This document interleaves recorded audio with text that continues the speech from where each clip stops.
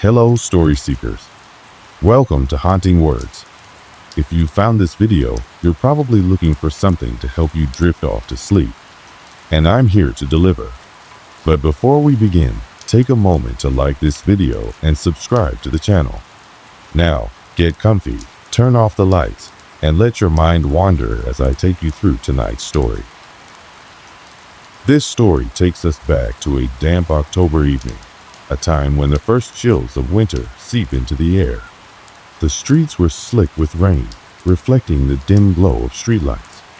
I remember standing on the platform of a train station in a small town nestled somewhere in New England, feeling the weight of the day pressing down on me. The cold nipped at my fingers as I clutched a steaming cup of coffee in one hand and my worn briefcase in the other. I was traveling home after attending a work seminar, one of those tedious events where the hours drag on and the only solace is the promise of returning to your own bed. I was alone, save for the occasional murmur of strangers around me.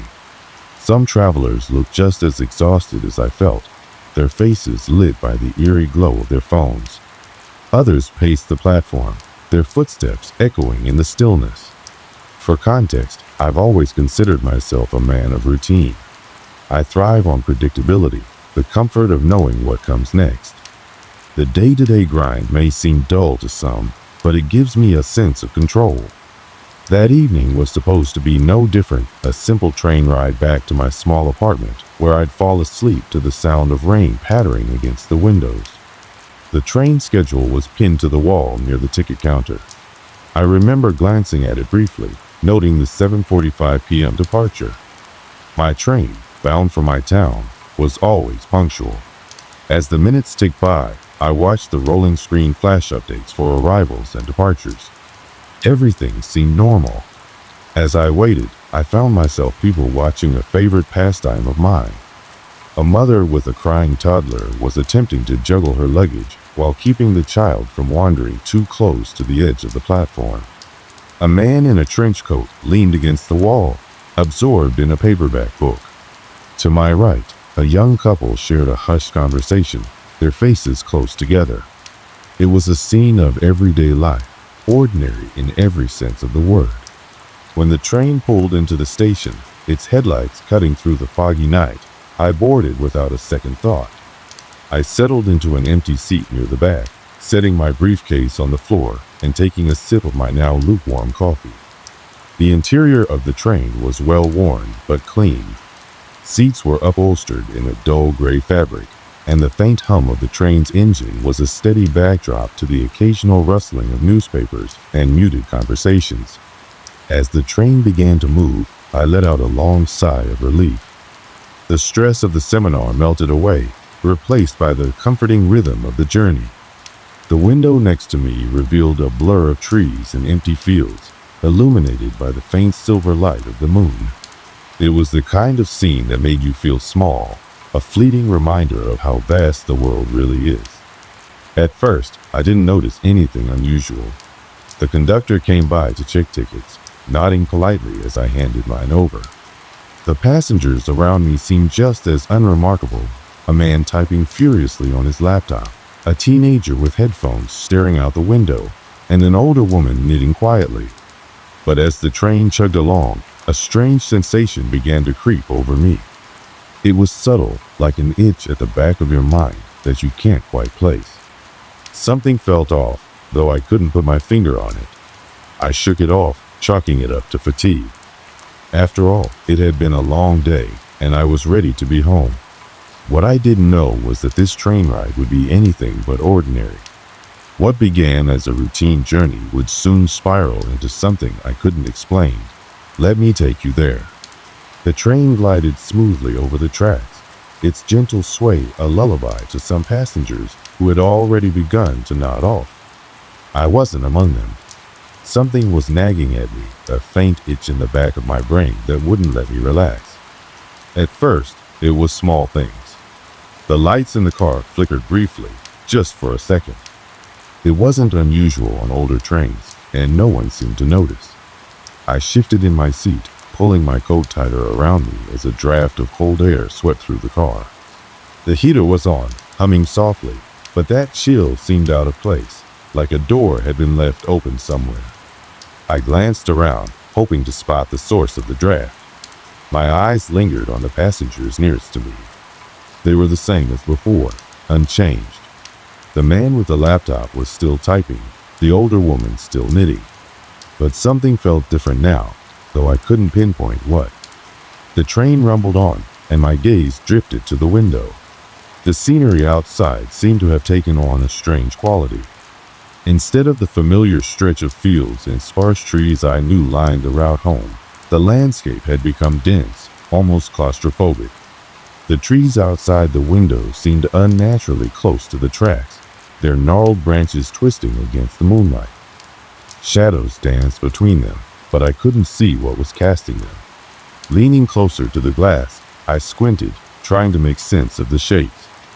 The train's lights illuminated brief flashes of the world outside, and for a moment, I thought I saw movement. Not an animal darting across the ground or leaves swaying in the wind, but someone standing still between the trees, a shape too tall and thin to be human, yet unmistakably humanoid. I sat back quickly, my heart skipping a beat. "You're tired," I told myself. "Your eyes are playing tricks on you." But as much as I tried to dismiss it, the unease lingered. The man across the aisle must have noticed my fidgeting, because he glanced up from his book. "You all right?" he asked, his voice low but kind. "Yeah, just a long day," I replied, forcing a smile. He nodded, his eyes lingering on me for a second longer than felt natural before he returned to his reading. That look made me uncomfortable, though I couldn't explain why. Trying to distract myself, I reached into my bag for my phone. A quick scroll through some messages or social media would be enough to shake off this creeping unease. But when I unlocked my screen, the time caught my attention. It was 8:15 p.m. Only 30 minutes into the ride, but it felt much later. The train should have been approaching the halfway point by now, but when I checked the GPS, the screen showed nothing but an empty map. No signal, no location. I frowned, holding the phone up as if that would help. A voice crackled over the intercom, making me jump. "Attention passengers," the conductor said. His voice sounded tinny and distorted, like a recording played on a warped tape. "Next stop." The rest of the announcement was lost in static. Passengers stirred, some exchanging puzzled looks. The man with the laptop muttered something under his breath and slammed the lid shut. "What did he say?" the older woman asked aloud, looking around as if someone might have understood. No one answered. The train slowed, and I felt the weight of it settling as it came to a halt. Peering out the window, I expected to see a station. Instead, there was nothing but darkness. No lights, no signs, no platform. Just an empty stretch of track bordered by those same dense, eerie trees. The intercom buzzed again. This time, the voice was unintelligible, words twisted into harsh static that sent a shiver down my spine. I gripped the armrest tightly, my eyes darting to the door at the front of the car. It slid open, but no one stepped through. Then came the sound, a low, resonant hum, almost too faint to hear, but impossible to ignore. It didn't sound like anything mechanical. It was too organic, like a deep exhale from something alive. The air in the car grew heavy, thick enough to make breathing feel like a chore. Passengers began to shift uncomfortably in their seats. The young couple a few rows ahead of me exchanged whispers, their eyes wide. "Is this normal?" one of them asked, her voice trembling. "No," I muttered under my breath, though I wasn't sure if anyone heard me. The train started moving again, but slower this time. The rhythm of the wheels on the tracks seemed irregular, uneven. Outside, the trees appeared even closer, their branches pressing against the window as if they were trying to reach in. My unease turned into full-blown anxiety. I turned to the man across the aisle, the one with the book. "Do you know where we are?" He shook his head, closing the book slowly. "I've been riding this route for years. This isn't right." His words didn't comfort me. The older woman stood, clutching her knitting bag. "I'm going to find the conductor," she announced. Her voice was firm, but her hands were trembling. "Wait," I said, standing too quickly and nearly tripping over my bag. "Maybe we should stick together." She looked at me, her expression softening slightly. "Don't be ridiculous. It's just a train. Probably a delay or a detour." Before I could argue, she stepped into the next car, the door sliding shut behind her. The train plunged back into silence, save for the uneven clatter of the wheels. I stared at the door she had passed through, waiting for her to return. Minutes ticked by. She didn't come back. The man across the aisle stood, his face pale. She should have been back by now. I nodded, my throat too tight to speak. Together, we moved toward the door she'd gone through. The young couple followed, their hands clasped tightly. The next car was empty. Her knitting bag lay on the floor near one of the seats, its contents spilled across the aisle. The humming sound returned, louder this time, vibrating through the walls of the train. My chest tightened as a metallic taste filled my mouth, like I'd bitten into aluminum foil. And then the lights flickered again, plunging us into momentary darkness. When they came back on, something was standing at the far end of the car. It wasn't human. The moment the lights flickered back on, the figure at the far end of the car vanished, leaving a suffocating silence in its wake. For a few seconds, none of us moved. The young couple clung to each other, their eyes darting around the room. The man with the book, the one I'd been relying on to stay grounded, was now visibly shaking, his face drained of all color. "Did you see that?" I whispered, my voice barely audible over the heavy hum that still seemed to linger in the air. The man nodded, his mouth opening and closing as if he wanted to speak but couldn't find the words. The young woman in the couple whimpered. "What? What is this? Where are we?" Her voice cracked and her boyfriend pulled her closer. I felt an overwhelming urge to take control of the situation, though I had no idea what I was doing. "We need to find the conductor," I said, trying to sound decisive. "There has to be an explanation for this." The others hesitated, but eventually, the man with the book stepped forward. "I'll go with you," he said. His voice was steadier now, but his hands were still trembling. The couple exchanged glances, and the boyfriend nodded. "We'll come too." The four of us moved toward the door at the end of the car. Every step felt heavier than the last, as though the air itself were trying to hold us back. When we reached the door, I hesitated, my hand hovering over the handle. The humming sound seemed to grow louder, vibrating through the metal. "Just open it," the man urged, his voice tight with fear. I pushed the door open, and we stepped into the next car. The moment we crossed the threshold, the atmosphere shifted. The air felt colder, thicker. The lights in this car were dimmer, casting long, distorted shadows across the seats. And it was empty, completely devoid of passengers. The young woman let out a choked sob. "Where is everyone?" The man with the book shook his head. "They can't just disappear." We moved cautiously through the car, our footsteps echoing unnaturally loudly in the stillness. As we approached the next door, a loud bang echoed from behind us, like something heavy had struck the floor. We spun around, but the car was as empty as before. "Did you hear that?" the boyfriend asked, his voice shaking. "Yes," I said, swallowing hard. "Keep moving." We reached the door to the next car, and I opened it with trembling hands. This car was different. The seats were in disarray, some overturned or ripped apart as though by something with incredible strength.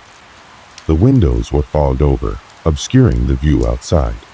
The air smelled faintly of iron, and I couldn't tell if the metallic taste in my mouth was real or imagined.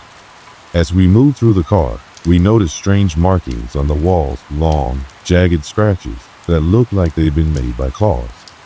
What? What could do this? The boyfriend whispered, his voice barely audible. "Nothing we want to meet," the man with the book replied grimly. We reached the middle of the car when the lights flickered again, plunging us into brief darkness. This time, when the lights came back on, we weren't alone. At the far end of the car stood the figure I'd seen earlier. It was tall and impossibly thin, its limbs elongated and distorted. Its face, or what should have been a face, was a blank, smooth surface, like porcelain.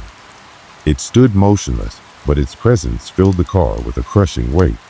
The young woman screamed, and the figure tilted its head slightly, as if studying us. "Go!" I shouted, grabbing her arm and pulling her toward the next door. We stumbled through the car, the figure remaining eerily still as we passed. The boyfriend yanked the door open, and we spilled into the next car, slamming the door shut behind us. The young woman was sobbing now, and the boyfriend held her tightly, whispering reassurances neither of them believed. The man with the book leaned against the wall, breathing heavily. This can't be real," he muttered. "It doesn't matter if it's real," I said, my voice trembling. "We need to keep moving." We continued through the train, each car stranger than the last. One was filled with an unnatural fog that clung to our skin like a cold, damp shroud. Another was completely silent, as though sound itself had been stripped away. At one point, we found a discarded conductor's hat on the floor, stained with something dark and unidentifiable. The sight of it sent a chill through me. The further we went, the more disoriented I became. The train seemed impossibly long, stretching on forever. Each car brought new horrors, distorted reflections in the windows, disembodied whispers that seemed to come from nowhere, and fleeting glimpses of the figure in the distance, always watching. We tried to make sense of it, piecing together fragments of what we'd seen and heard, but nothing added up. At one point, the man with the book stopped suddenly, his eyes wide. "Do you hear that?" We all froze, straining to listen. At first, there was nothing. Then, faintly, I heard it, a soft, rhythmic tapping, like footsteps, coming from somewhere above us. "They're on the roof," the boyfriend whispered, his voice barely audible. "No," the man with the book said, his voice shaking. "It's not them. It's it." The tapping grew louder, moving from car to car, growing closer with each passing second. "Run!" I shouted, and we took off, sprinting through the train as fast as we could. The sound followed us, relentless, until it was directly overhead. Then, without warning, it stopped. We skidded to a halt, panting and terrified. The young woman clung to her boyfriend, her face buried in his chest. "What? What now?" the man with the book asked, his voice barely above a whisper. Before I could answer, the ceiling above us creaked loudly, and a large dent appeared, as though something was pressing down on it. The young woman screamed, and we bolted again, not daring to look back. As we ran, the train began to change around us. The walls seemed to close in, the windows darkened, and the air grew colder. My legs felt like lead, but adrenaline kept me moving. Finally, we burst into a car that looked normal, well lit, clean, and seemingly untouched by whatever nightmare we'd been experiencing. We collapsed onto the seats, gasping for breath, the silence of the car a stark contrast to the chaos we'd just escaped. But deep down, I knew this wasn't over. We sat in the eerily pristine train car, trying to catch our breath. The silence was oppressive, broken only by the muffled sobs of the young woman and the ragged breathing of the rest of us. For a fleeting moment, I let myself believe we might be safe here. But deep down, I knew better. The train wasn't done with us yet. The man with the book was the first to break the silence. "This car, it doesn't make sense." His voice was shaky, but he tried to maintain an air of calm. "It's untouched. Why? Maybe we're out of wherever that was," the boyfriend said, though he didn't sound convinced. "No," I said firmly, my gut churning with unease. "This isn't over. We've seen too much for it to just end like this." The young woman lifted her tear-streaked face. "I don't want to die here," she whispered, her voice trembling. "You're not going to die," I said, though I wasn't sure I believed it myself. "We just need to stay calm and figure out what to do." The man with the book stood abruptly. "We've been moving forward this whole time, but the way out might be behind us. We need to go back." "No," the boyfriend snapped. "We've seen what's behind us. I'm not going back there." The tension in the air was almost unbearable. My thoughts were racing, and every instinct I had screamed that we were running out of time. Before I could speak, the train lurched violently, throwing us all to the floor. The lights flickered again, but this time they didn't stabilize. Instead, they pulsed erratically, casting the car in brief, jarring flashes of light and shadow. The air grew colder, and a low, guttural sound began to emanate from somewhere deep within the train. We scrambled to our feet, the sense of impending doom growing with every passing second. The guttural sound morphed into a distorted voice, echoing through the car. "You shouldn't be here."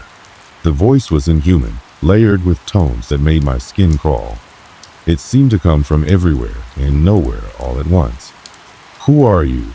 I shouted, my voice shaking. "What do you want from us?" The only response was a sudden, deafening bang as the door at the far end of the car flew open, slamming against the wall. The figure from before stepped inside, its blank face tilting as it regarded us. But this time, it wasn't alone. Behind it, more figures emerged, their elongated limbs and featureless faces identical to the first. They moved with an unnatural fluidity, their bodies contorting in ways that defied logic. The air grew heavier with each step they took, pressing down on us like an invisible weight. The young woman screamed, clutching her boyfriend as if he could shield her from the nightmare before us. The man with the book backed away, his hands raised as if to ward off the approaching figures. "Run!" I shouted, grabbing the young woman's arm and pulling her toward the opposite door. The others followed, and we stumbled into the next car, slamming the door shut behind us. But it didn't matter. The figures didn't need to open doors. They simply appeared, stepping through the walls as if they weren't there. We ran through car after car, the train transforming around us. The walls warped, the floors twisted, and the lights flickered wildly. The air was filled with a cacophony of sounds, metal screeching, distorted whispers, and that relentless guttural voice. "You don't belong here." My legs burned, my chest heaved, but I couldn't stop. None of us could. The figures were always just behind us, their blank faces a haunting reminder that escape might not be possible. Finally, we burst into a car that was unlike any we'd seen before. It was vast, impossibly large, with no walls or ceiling. The space was filled with a swirling dark mist that seemed to pulse with a life of its own.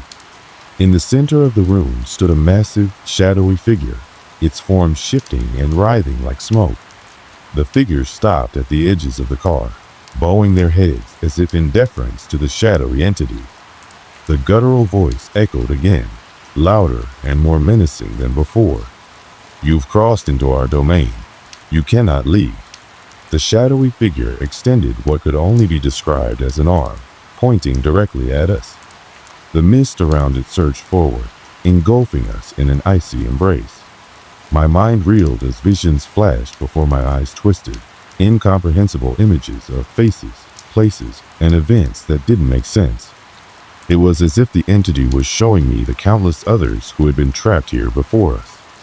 The young woman screamed, collapsing to the floor. The boyfriend tried to lift her, but the mist seemed to cling to her, pulling her down. "Let her go," he shouted, his voice breaking with desperation. The man with the book stepped forward, clutching the small crucifix he'd been wearing around his neck. He raised it toward the shadowy figure, his voice shaking as he began to pray. But the figure only laughed a sound that was more felt than heard, reverberating through our bodies like an earthquake. "Your gods cannot save you here." The mist surged again, knocking the man to the ground. The crucifix fell from his hand, clattering uselessly to the floor. I wanted to help him, to fight back, but my body felt paralyzed, as if the very air around me was working against me. And then, the entity spoke directly to me. "You brought them here." The accusation hit me like a physical blow. "No," I whispered, shaking my head. "I didn't. Your curiosity, your defiance. You opened the door." It didn't make sense, but in that moment, I felt the weight of its words. Had my actions somehow led us here? Was this my fault? The shadowy figure began to grow, its form expanding until it filled the entire space. The mist thickened, and the oppressive cold became almost unbearable. I could feel my consciousness slipping, my vision darkening. And then, just as suddenly as it had begun, everything stopped. The mist dissipated, the figures vanished, and the car returned to normal. We were alone again, but the silence was deafening. I looked around, my heart pounding. The young woman was unconscious but breathing. The boyfriend cradled her in his arms, tears streaming down his face. The man with the book sat on the floor, staring at the crucifix in his hand, as if it had betrayed him. I didn't feel relief. I felt empty, as though a part of me had been taken. Whatever we had just encountered, it wasn't over, not really. It had let us go, but only because it wanted to. And the worst part was knowing it could come back for us at any time. The train had finally stopped, or at least it felt like it.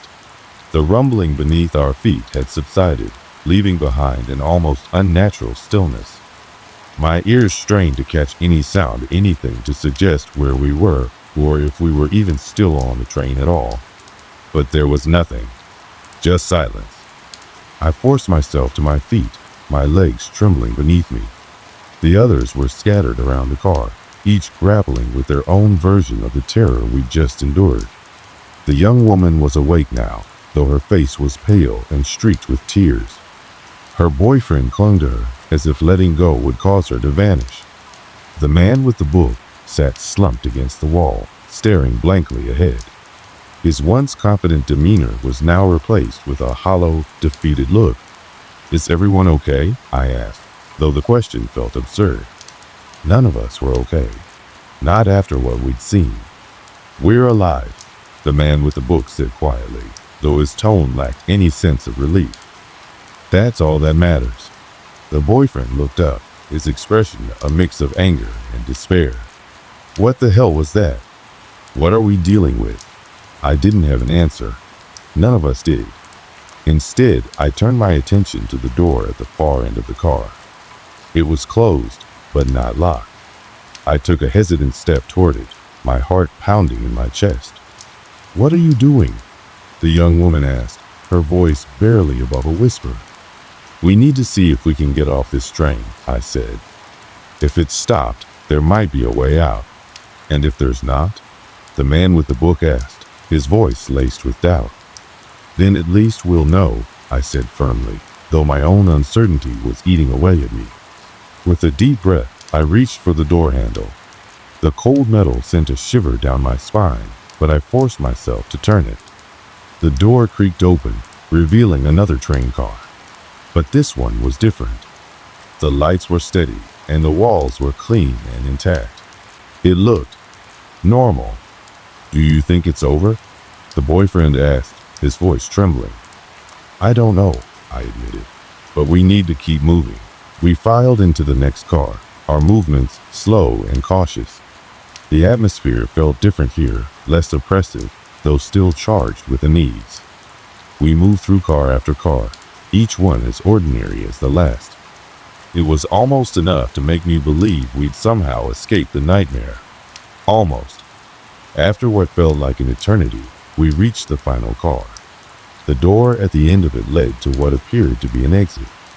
Through the small window, I could see faint outlines of trees and a dim, pre-dawn sky. Relief washed over me. "We made it," I said, my voice thick with emotion. The young woman let out a sob, clinging to her boyfriend. The man with the book crossed himself, muttering a prayer under his breath. For the first time in hours, it felt like we might actually survive. But as I reached for the door, a sudden, chilling thought stopped me in my tracks. What if this was another trick? What if stepping off the train would only lead us into something worse? The hesitation was brief, but it was enough for the man with the book to notice. "What's wrong?" he asked. I struggled to put my fear into words. What if it's not over? What if this is just another part of it? The boyfriend scoffed, though his voice wavered. "So what are we supposed to do?" Stay on this train forever? I don't know, I snapped, frustration and fear boiling over. I don't know what's real anymore. The young woman reached out, her hand resting on my arm. We have to try, she said softly. We can't stay here. She was right. We couldn't stay. Whatever lay beyond that door, it couldn't be worse than what we'd already endured. At least, that's what I told myself as I pushed it open. The cold night air hit me like a slap to the face, sharp and bracing. I stepped onto the platform, my legs shaky but functional. The others followed, their expressions a mix of relief and lingering fear. The train loomed behind us, its presence still unnerving despite its now ordinary appearance. The platform was old and overgrown, surrounded by dense woods that stretched out in every direction. There were no signs of civilization, no buildings, no roads, no lights. Just trees and silence. Where are we? The boyfriend asked, his voice low. Not where we started, the man with the book said grimly. That much is clear. We stood there for a long moment, unsure of what to do next. The train, as if sensing our hesitation, began to move. The screech of its wheels echoed through the night as it pulled away, disappearing into the darkness. And then it was gone, leaving us alone on the platform. The silence that followed was deafening. None of us spoke, each lost in our own thoughts. Finally, the man with the book broke the silence. We need to find help, he said, or at least figure out where we are. He was right, but the idea of venturing into the woods filled me with dread. Still, we had no other choice. Staying on the platform wasn't an option. We started walking, sticking close together as we made our way through the dense forest.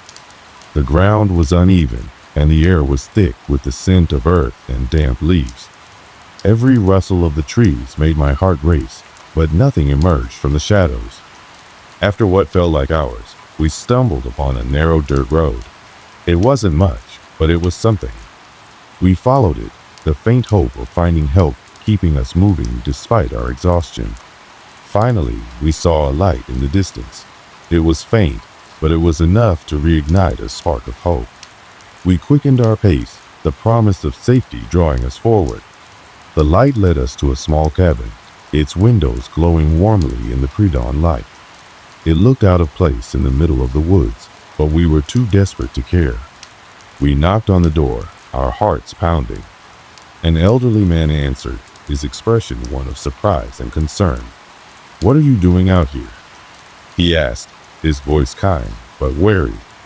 We got lost," I said, unsure of how much to reveal. "We need help." He let us in, offering us blankets and warm drinks. As we sat by the fire, I felt a sense of relief for the first time since the nightmare began. But the questions still lingered. Where had we been? What had we encountered? And why had it chosen us? The man listened to our story without interruption, his face growing more serious with each word. When we finished, he nodded slowly. "You're lucky to be alive," he said. "Not everyone comes back from places like that." His words sent a chill down my spine, but I didn't press him for more. I wasn't sure I wanted to know. For now, it was enough to be safe. At least, I hoped we were safe. As I sat by the fire in the old man's cabin, warmth slowly seeped back into my body. The terror of the night still clung to me, but the quiet crackle of the flames and the scent of wood smoke provided a semblance of normalcy. It felt surreal, being alive and in a place that seemed so ordinary after everything we'd been through. The others had fallen into an uneasy silence. The young woman leaned against her boyfriend, her eyes closed, but her body still tense. The man with the book sat rigid in his chair, staring into the fire as though searching for answers in its flickering light. None of us spoke about what had happened, as though saying it out loud would make it real again. The old man returned with a tray of tea, his wrinkled hands steady despite the heavy silence that had settled over the room. "Drink this," he said simply, setting the tray down on the table. "It'll help." I wrapped my hands around the cup. letting the heat soothe my trembling fingers. The tea was strong and earthy, its warmth spreading through me like a balm. I didn't ask what was in it. I didn't care. The man pulled up a chair and sat across from us, his sharp eyes scanning each of us in turn. "I've seen people like you before," he said, his voice low. "Folks who've been touched by something out there." "What do you mean?" I asked, my voice barely above a whisper. He sighed, leaning back in his chair. "There are places in this world that aren't meant to be found. Places that exist on the edges of reality, where things don't follow the rules we're used to. Sometimes people stumble into them by accident, and sometimes those places, they don't like to let go."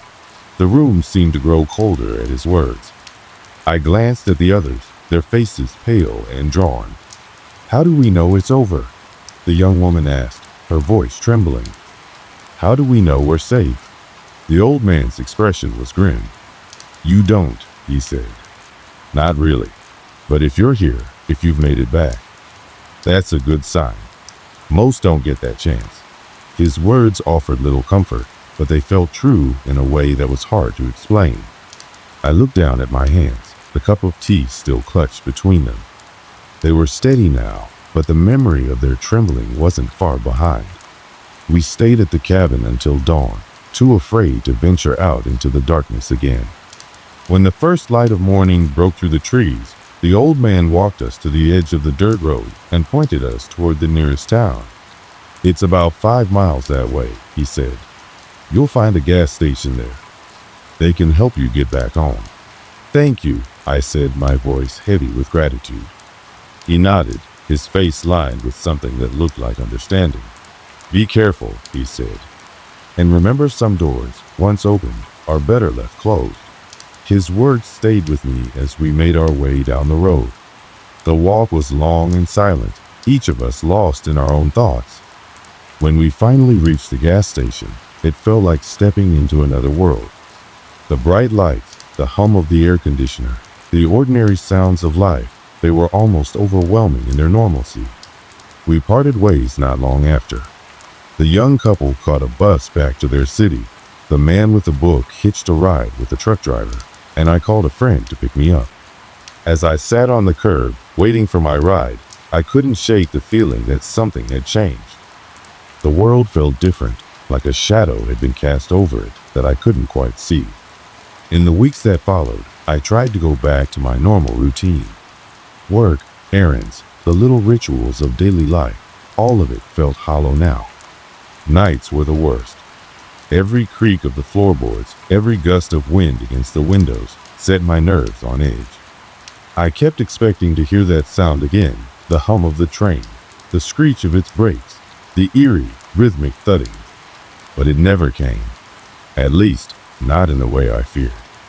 The others and I stayed in touch, though our conversations were sparse and guarded. We didn't talk about what had happened, not really. It felt too big, too incomprehensible to put into words. Instead, we asked each other how we were doing, if we'd noticed anything strange. The answers were always the same: "I'm okay," or "nothing out of the ordinary." But the unspoken truth lingered between us. None of us were really okay. One night, as I was lying in bed, staring at the ceiling, my phone buzzed.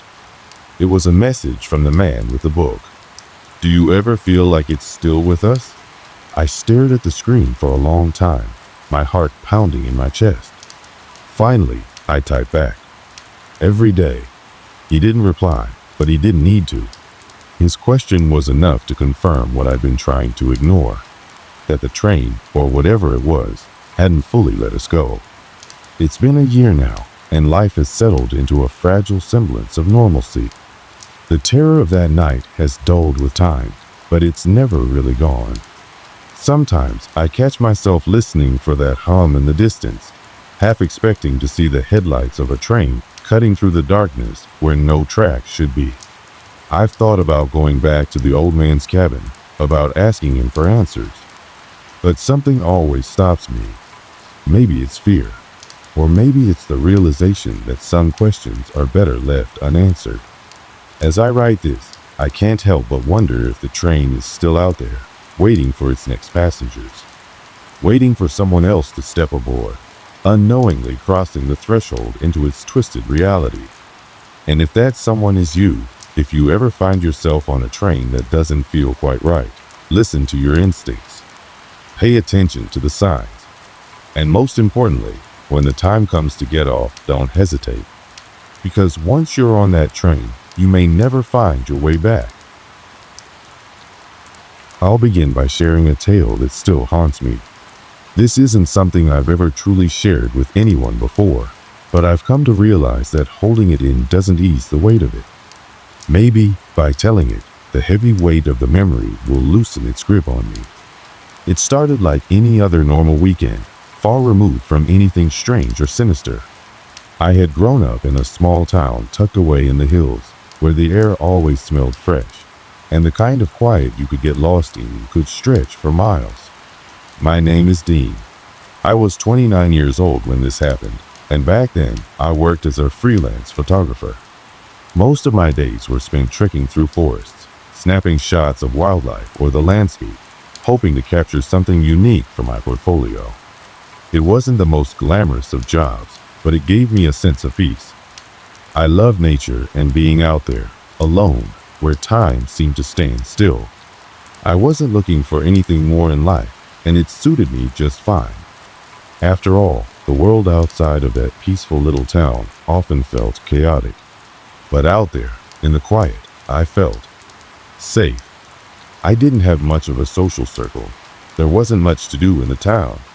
The local diner was a spot where I occasionally grabbed a coffee, but for the most part, my life consisted of work and solitude. My routine was simple. Get up early, go to a nearby trail or forest, take photos, then return home in the evening, ready to do it all over again. It was repetitive, but it brought me a sense of calm I didn't realize I'd been craving. One Saturday afternoon, something unusual happened, something that would forever change the way I viewed the world around me. I had just finished a morning hike and was heading back to my car. The day was warm but overcast, and the air carried a dampness that hinted at rain. I decided to take a different route back, through an old dirt road that I had never really noticed before. It was lined with thick trees that formed a canopy overhead, casting shadows across the path. The road seemed forgotten, unused, but it intrigued me, so I kept walking. At first, it was just the typical sounds of nature. The chirping of birds, the rustle of leaves, the distant howling of wind. But as I continued, a strange sensation crept over me. Something didn't feel right. The air felt thick, and the quietness around me seemed a bit too heavy. It wasn't unsettling at first, just an odd feeling in the pit of my stomach that made me pause for a moment. But I pushed it aside. I was alone, far from anything or anyone, in the familiar comfort of the woods. What could possibly be wrong? As I ventured deeper, the dirt road slowly narrowed, and the trees began to close in around me. That's when I saw it just barely visible through the branches and overgrowth. A house. An old, dilapidated house, abandoned and hidden in the midst of the trees. It was a structure I had never seen before, and I had lived here long enough to be familiar with every building in the area. This one was different. Its windows were dark, its exterior weathered and worn. The roof sagged in places, and the foundation looked as though it had been eroded by time. I stood there for a few minutes, just staring at it. Curiosity mixed with a strange sense of caution. Who would live in a place like that? And why hadn't I noticed it before? The house appeared as though it had been left untouched for decades, its history hidden behind layers of peeling paint and creeping vines. I had an urge to approach it, to get a closer look, but something inside me told me not to. I couldn't explain why, but it felt wrong to go any closer. But the pull of curiosity was stronger than my doubts. After a moment's hesitation, I took a few steps toward it, the crunch of gravel beneath my boots breaking the stillness of the air. As I got closer, the house seemed to loom larger, and the strange sensation of being watched crept back into my mind. My heart started to race, and I quickly glanced around, half expecting someone to step out from behind the trees. But no one was there. It was just me and the house.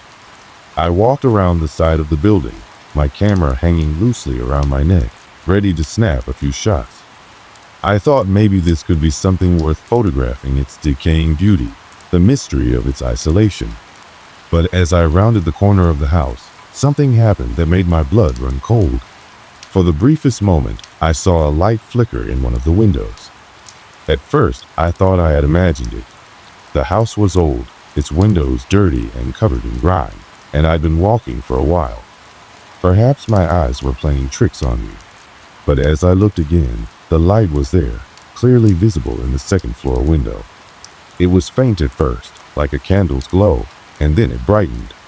I froze in place, my camera still hanging at my side. My first thought was that someone must be inside, but that didn't make sense. The house had been abandoned for as long as I could remember, and no one had ever lived there. The light flickered again, then went out. I stood there for a few more seconds, trying to process what I had just seen. Should I go inside and check? Should I leave? My instincts screamed at me to turn back, to get out of there, but my curiosity got the better of me. I was a photographer, after all, and a part of me wanted to know more. I walked around the house, moving closer to the door. I could feel the unease settling deeper in my stomach, but I pressed on. That was when I heard it, the sound of footsteps behind me. I spun around quickly, but there was nothing there. Only the wind rustling through the trees. The light had been enough to unsettle me, but now this new noise, this presence, made my heart pound in my chest. I should have left then, but something kept me rooted to that spot. Something that, in hindsight, I can't explain. I finally took a deep breath and stepped toward the front door, which was barely hanging on its hinges. There was no turning back now. As I approached the old front door, my hands trembling, a wave of cold air seemed to rush out from the cracks around the frame, despite the otherwise warm day. It was odd how could it be so cold in such an otherwise still, sunlit atmosphere. I hesitated for a moment, wondering if I should just leave it alone. My breath hung in the air for a second, visible in the unusual chill. But my curiosity outweighed my caution, and I pushed the door open just enough to slip inside. The interior of the house was dark, despite the daylight that filtered in from outside. It took a moment for my eyes to adjust, but once they did, I could see that the space inside was in even worse shape than the outside.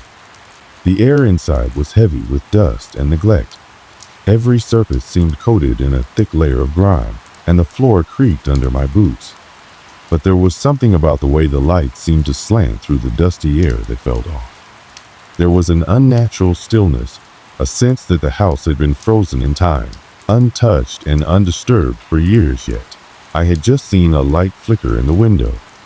My mind was racing, struggling to make sense of the contradiction. I started moving through the house, slowly at first, unsure of what I was looking for. The walls were adorned with peeling wallpaper, and old furniture was scattered about, some pieces covered in sheets, others broken and leaning against one another like they'd been abandoned in haste. The smell of mildew and age hung in the air. It was then that I heard it, a soft thud followed by a creaking sound. It came from upstairs. I stopped in my tracks, heart pounding. For a moment, I thought it might just be the house settling, but the sound was too deliberate, too precise to be easily dismissed. I stood there, frozen in the middle of the room, straining to listen. The noise repeated itself, another thud, followed by a slow, almost rhythmic creak. Someone or something was upstairs. I cursed under my breath, taking a step back toward the door. The rational part of my brain screamed for me to leave, to get out of that house and never return. But the other part of me, the one that couldn't resist the allure of the unknown, urged me to stay. I tried to tell myself it was just the house, just the wind, just the creaking of old wood. But the sound was too precise, too deliberate. Against my better judgment, I began to climb the stairs. Each step groaned under my weight, and I tried to be as quiet as possible, though the creaks felt like they echoed through the entire house. The feeling of being watched grew stronger as I ascended, and by the time I reached the top of the staircase, I could feel my skin prickling with anxiety. The thuds had stopped, but the silence that replaced them was worse. The house seemed to hold its breath, as though waiting for something to happen. I slowly moved down the hallway, which was dimly lit by the faint light that filtered in through the grimy windows. The hallway seemed to stretch on forever, lined with more doors, all closed and locked. I tried the first door I came to, and to my surprise, it opened without resistance. Inside was a small room, filled with what looked like old boxes, a few broken chairs, and a large, worn-out bed. The air was thick with dust, and the heavy scent of age and decay filled my nostrils. It looked like no one had been in this room for decades. But there was something in the corner of the room that caught my eye: a small, wooden chest. It wasn't covered in dust like everything else. It was placed neatly in the corner, as though someone had put it there recently. I stepped closer, my heart hammering in my chest. I couldn't help but feel that something was off. My fingers hovered above the chest, almost as if I was afraid to touch it, but I pushed the fear aside. I was here, wasn't I? This house had already shown me signs of something strange. Now I had to know what was inside. I knelt down and opened the chest. Inside, there were only a few items: a stack of old, yellowing papers, a small, faded photograph, and a strange, weathered book. The papers were nothing more than brittle old documents, nothing of interest, but the photograph caught my eye. It was of a family: mother, father, 2 children standing in front of what I assumed was the house. It was old, the kind of photo you might expect from a time long past, but it didn't seem to fit with the atmosphere of the place. The people in the photo looked happy, normal. It felt out of place in this decaying house. I couldn't help but flip the photo over. On the back, in faded ink, was a single name: the Everetts. I held it in my hand for a moment longer, my eyes tracing over the image again, trying to make sense of the strange weight it carried. Who were these people? Why did this house seem to hold their memories so strongly? As I looked at the photograph, the creaking sound returned, this time closer. The hairs on the back of my neck stood up. I felt a cold breeze wash over me, but I couldn't find the source. It felt like something was standing right behind me, yet when I spun around, there was nothing there. I froze. There was a faint noise, almost like a whisper, coming from the hallway behind me. The sound was so quiet, so faint, that I wasn't sure I had heard it at all. But then it came again, and this time I was sure of it. The whispering had a rhythm to it, like a chant, something unintelligible but unmistakable. I jumped to my feet, heart racing. The photograph dropped from my hand, landing face down on the floor. My breath was shallow, my pulse pounding in my ears. I couldn't make sense of what was happening, but my gut was telling me to leave. I turned to the door, ready to run, but as I reached for the handle, the temperature in the room seemed to drop even further. The air became thick with an almost oppressive cold. I swung the door open, but as I did, I heard a voice, clear, loud, and unmistakable, call my name. "Dean!" I whipped around, my heart nearly stopping in my chest. The hallway was empty, no one in sight. But the voice, it had come from just behind me. My stomach twisted with dread. Every instinct in my body screamed at me to leave, to get out of this house before it was too late. But I couldn't move. I heard the voice again, this time louder and more insistent. "Dean." It was then that I saw the shadow. At the far end of the hallway, just before the stairs, a dark figure stood in the doorway of another room. It was only a silhouette at first, but the longer I stared, the more defined it became. A tall figure, unmoving. I couldn't see details, but the presence was undeniable. It was like a part of the house itself, dark and formless, but with an undeniable weight. I backed away from the door, shaking uncontrollably. There was no one else in the house. I was sure of that. Yet the figure loomed there, watching, waiting. The air around me seemed to close in, and the whispering louder now drowned out all other sounds. I could barely think. My heart thudded painfully in my chest as I turned and bolted down the stairs. The front door was just a few steps away. I was almost there when I heard the thud. It was louder this time, more deliberate. And then a voice, cold and sharp, echoed through the empty house. "You shouldn't have come." I didn't look back. I burst through the door and ran out of that house faster than I had ever run in my life, not stopping until I was back in my car. My hands were shaking as I fumbled for my keys. My pulse was racing, and my body was trembling with the kind of fear I had never known. I started the engine, and as I sped away, I glanced at the house one last time in the rearview mirror. The light in the upstairs window flickered again, just as it had when I first saw it. But this time, I didn't look for long. I didn't want to. There was no question in my mind anymore. Something in that house didn't want me there. And whatever it was, it wasn't finished with me yet. The days after my encounter at the abandoned house passed in a blur. I couldn't shake the feeling that something was still lingering. Something attached to that place, to me. I tried to push it aside, telling myself it was just my imagination, that it was the stress and the eeriness of the situation messing with my mind. But each time I closed my eyes, I saw that shadow in the doorway, heard the voice calling my name. It wouldn't let go, and the more I tried to forget, the more vivid it became.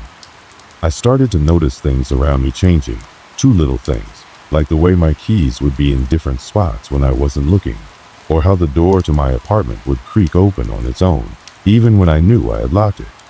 At first, I thought I was just forgetting things. Maybe I was losing track of time, but soon I realized it was something more. The tension in my body had been building, and it was like I was constantly on edge, waiting for the next strange event to happen. It wasn't long before I began to feel the pull of that house again. The desire to return, to confront whatever it was that had haunted me that night, became almost unbearable. I resisted, knowing how dangerous it was to go back. But every corner I turned, every moment of silence, seemed to remind me of that place. And the fear, that cold dread I felt as I ran from it, slowly twisted into something else, a need for answers. One evening, against my better judgment, I decided to go back. It felt like the only way to rid myself of the nagging feeling that had settled in my chest. I wasn't sure what I was expecting: closure, perhaps, or a final confrontation with whatever force had made its presence known to me. But the idea of leaving it unresolved was unbearable. I drove out to the house at dusk, the sky fading into deep oranges and purples, the sun sinking low behind the trees. The house stood there, just as I remembered it, silent and imposing, like a dark sentinel. It was still as eerie as before, but this time I wasn't just curious. I was determined to face whatever had been haunting me, to understand why the house felt alive, why I couldn't escape it. As I parked my car and stepped out into the crisp evening air, the first thing I noticed was the complete stillness around me. There wasn't a sound, no birds chirping, no wind rustling the trees, just an oppressive silence that seemed to press against my ears. My breath hung in the air, and a chill crawled up my spine. It was the same coldness I had felt when I first opened that door, the same eerie quiet that had filled the house. I stood there for a moment, gathering the courage to move. The front door was slightly ajar, almost as if it was waiting for me. I could feel the hairs on the back of my neck stand up as I approached, every step echoing too loudly in the silence. When I crossed the threshold, the temperature seemed to drop even further. My breath became visible in front of me as I stepped deeper into the darkness of the house. I hadn't been inside long before I felt a presence, like a heavy weight, pressing down on me. The house felt different this time. The air was thick, charged with something I couldn't explain. The walls seemed to close in, and every creak of the floorboards beneath my feet sounded like an ominous warning. I hesitated in the entryway for a moment, listening. No creaks, no strange noises, no whispering.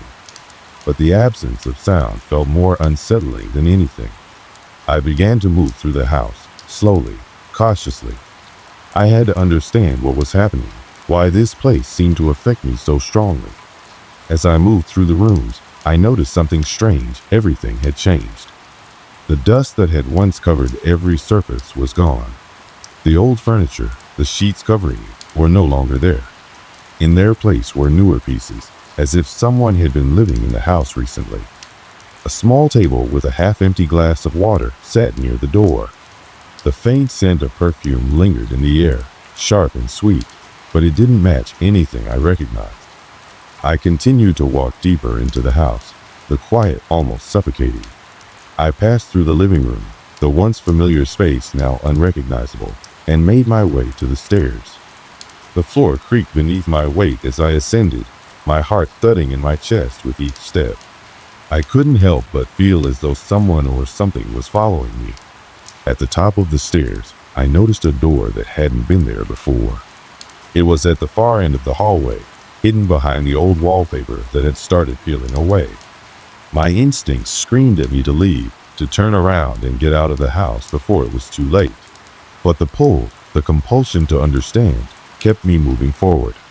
I reached for the door handle.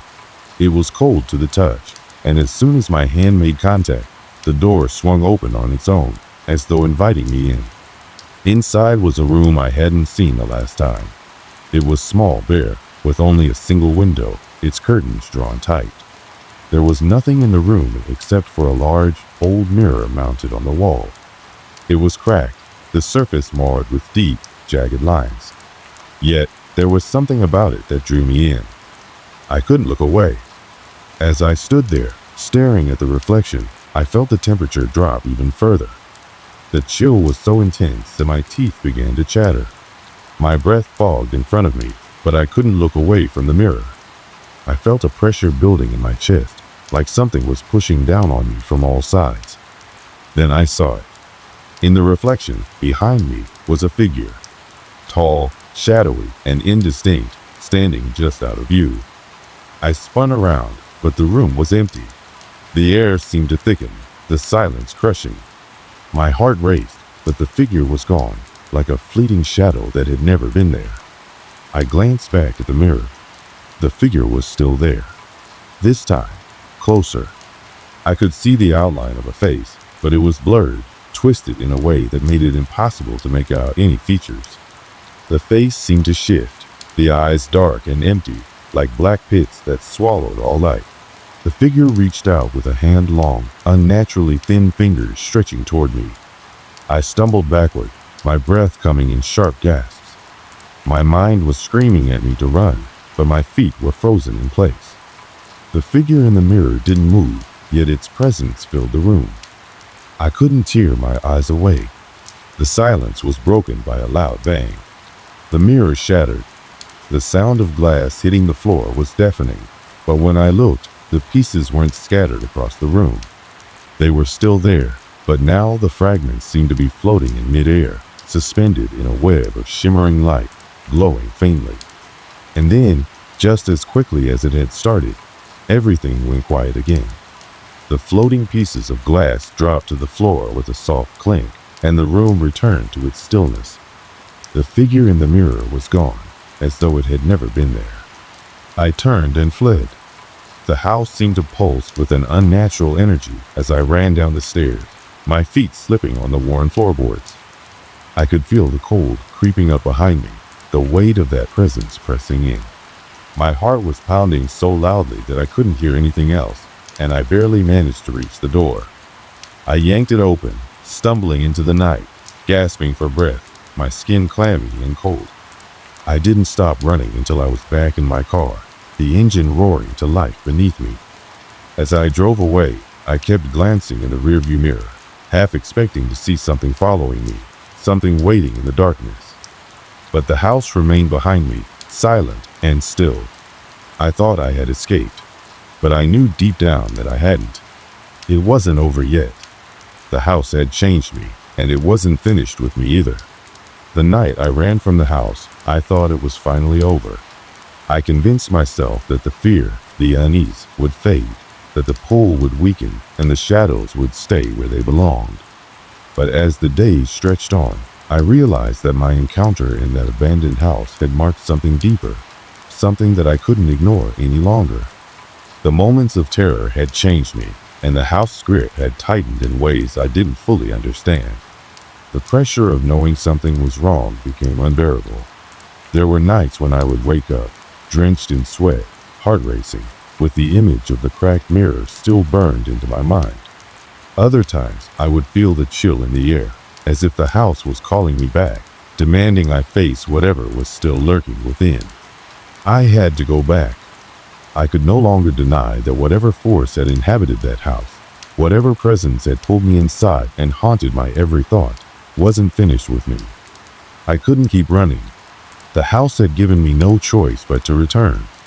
I had to know what it wanted. I had to understand what it was.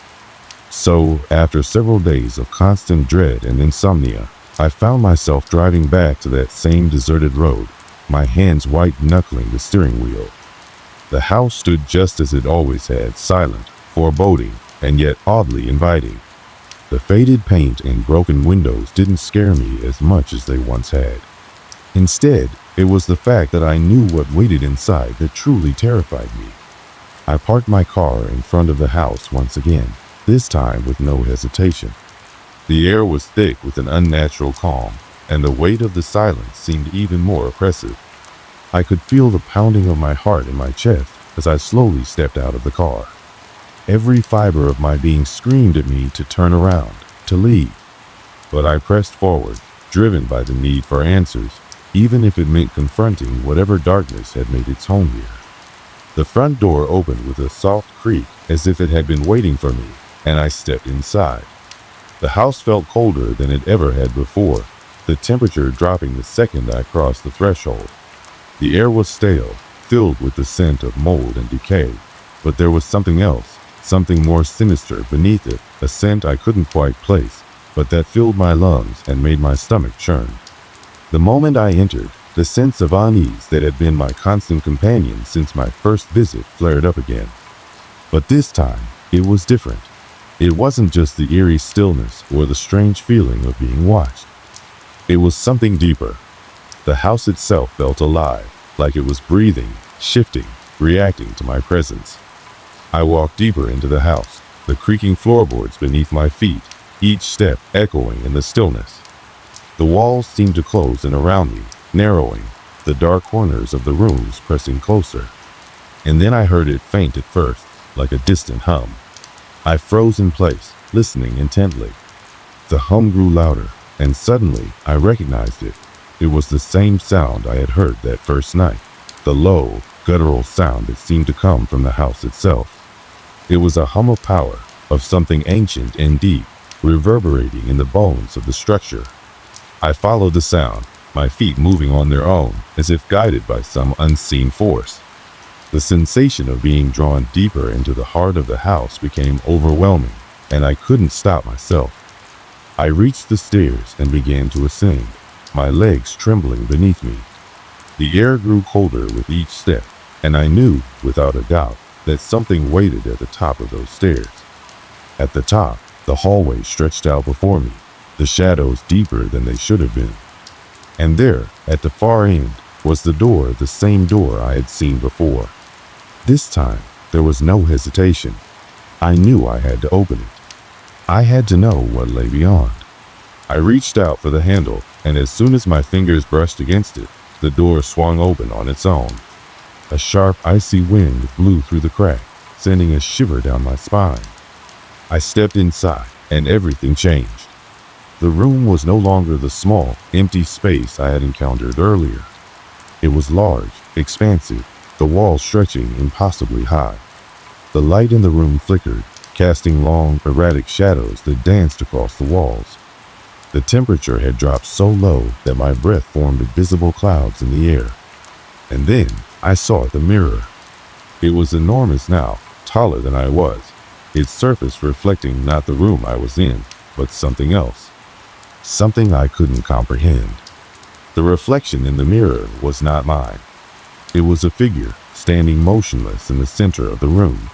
The figure was tall, its body draped in shadow, its face obscured by darkness. But I could feel its eyes cold, empty, and staring straight through me. I backed away instinctively, my heart racing, but the figure in the mirror didn't move. It just stared. And then it spoke. The voice was like a whisper, but it cut through the stillness of the room with a force that shook me to my core. It wasn't a voice I could place. It wasn't human, yet it felt familiar. It spoke my name, slow and deliberate, as though it had known me my entire life. "You came back." I wanted to scream, to run, but my body wouldn't obey. My feet were glued to the floor, my breath shallow and erratic. The figure in the mirror took a step forward, and I could feel the floor tremble beneath my feet. Its hand reached out, and as it did, I felt an overwhelming force surge through my chest, as if the very air around me had become thick, suffocating. "You shouldn't have come." The voice was clearer now, more forceful. "It's too late." I stumbled backward, my back hitting the cold wall behind me. I couldn't breathe. The room was closing in, the mirror growing larger, its reflection becoming more vivid, more terrifying. The figure in the mirror raised its hand, and I felt an icy grip around my throat, choking me, squeezing the life out of me. I gasped, trying to break free, but there was nothing I could do. The presence was overwhelming, crushing, suffocating me with its power. And then, just as suddenly as it had started, it stopped. The grip around my throat vanished, and I collapsed to the floor, gasping for air. The mirror was silent now, the figure gone. But the room still felt alive, charged with an energy I couldn't understand. My heart was pounding, my body trembling from the experience, but I knew I couldn't stay here any longer. I had to leave. I turned and bolted for the door, barely able to keep my feet beneath me. The house seemed to close in around me, the walls shifting, warping, but I couldn't look back. I had no idea what had just happened, what I had seen, or what had touched me. I just knew that it wasn't over. As I ran out of the house and into the night, I could still feel its presence. The weight of whatever had haunted that place, whatever had reached out to me, was still there, still watching, waiting. And I knew, deep down, that it would never let me go. The house had marked me. And whatever it wasn't finished with me yet. The drive back to my apartment was a blur. My hands gripped the steering wheel so tightly that my knuckles turned white. Every mile felt like an eternity. The hum of the tires on the road, the only sound accompanying me as I tried to shake off the feeling that the house was still with me. The darkness of that place, the echoes of the voice that had whispered my name, clung to me like a heavy fog. I couldn't escape it, no matter how fast I drove or how far I went. I didn't sleep that night. Every time I closed my eyes, I saw the figure in the mirror, staring at me with those empty, hollow eyes. I could hear its voice in my mind, feel the pressure of its presence pressing in on me. I wanted to believe it was over, that I had escaped, but deep down, I knew better. Whatever force had taken hold of that house, whatever dark energy it had unleashed, wasn't finished with me. The next morning, I called in sick to work. I couldn't bring myself to face anyone, to act as if everything was normal when I felt like I was falling apart inside. The house had done something to me. I could feel it in my bones. Something had shifted, and it wasn't just fear. It was a pull, a connection, like I had crossed a line I couldn't uncross. I spent the entire day at home, pacing in circles, trying to piece together what had happened. The house, the figure in the mirror, the voice, it all felt like a bad dream, but it wasn't. I knew it wasn't. It was real, and I had felt its power. But what was it? What had I stumbled into? I searched the internet for any information on the house. I had to know if anyone else had ever experienced something like what I had. But everything I found only made me feel more uneasy. There were no articles, no blogs, no stories about the house or anything similar. It was like it didn't exist, like the whole thing had been wiped from the world's memory. It was as if the house was some kind of ghost, lingering in the edges of reality, waiting for the next person to stumble upon it. I tried to reach out to people, friends, family, but I couldn't bring myself to tell them what had happened. How could I explain the unexplainable? How could I make them understand that I hadn't just walked into an old, abandoned house, but into something much darker, something far beyond the realm of reason. No one would believe me. No one could. I thought about going back to the house, about confronting whatever it was that had been waiting for me. But the thought of returning to that place, of walking back through that door, made my skin crawl. I had barely escaped with my life the first time. What if there was no escaping the next time? It was only a few days later when I started to notice the changes. Small things at first, objects in my apartment would be out of place, things I knew I hadn't touched. My keys would disappear, only to turn up in odd places on the kitchen counter, under the couch. I started hearing noises at night, faint sounds of footsteps or whispers just beyond the walls. It wasn't much, but it was enough to drive me mad. I tried to brush it off. Maybe I was just paranoid. Maybe the stress of what had happened was getting to me. But then the dreams started. At first, they were just flashes, quick, fragmented images that didn't make sense. But as the nights passed, they became clearer. In the dreams, I was back in the house, standing in that same dark room with the mirror. The figure would be there, always in the reflection, always just out of reach. It would watch me, silent, waiting. Sometimes it would speak, but the words never made sense. Other times it would reach out, its hand coming through the glass, and I would wake up just as its fingers touched my skin. I knew I couldn't keep living like this. I had to find a way to break the cycle, to end whatever had been set in motion that night. But how? How could I stop something I couldn't even begin to understand? I turned to the only thing I could think of: research. I spent hours at the library, poring over old records, newspapers, anything that might give me a clue about the house and what it was.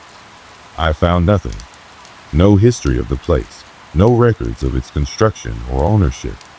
It was as if it had been erased from existence, leaving only a haunting emptiness in its place. But then, after weeks of searching, I stumbled across something that made my blood run cold. A single name. It wasn't much, just a name on an old, yellowed piece of paper tucked away in the back of a file. It was barely legible, the ink faded and smudged, but it was enough. The name was a local one, belonging to someone who had lived in the area a long time ago, someone who had died under mysterious circumstances, their death never fully explained. The file didn't say much more, but there was something in that name, something in the way it resonated with me, that made me feel as if I was getting closer to something important. I had to find out more.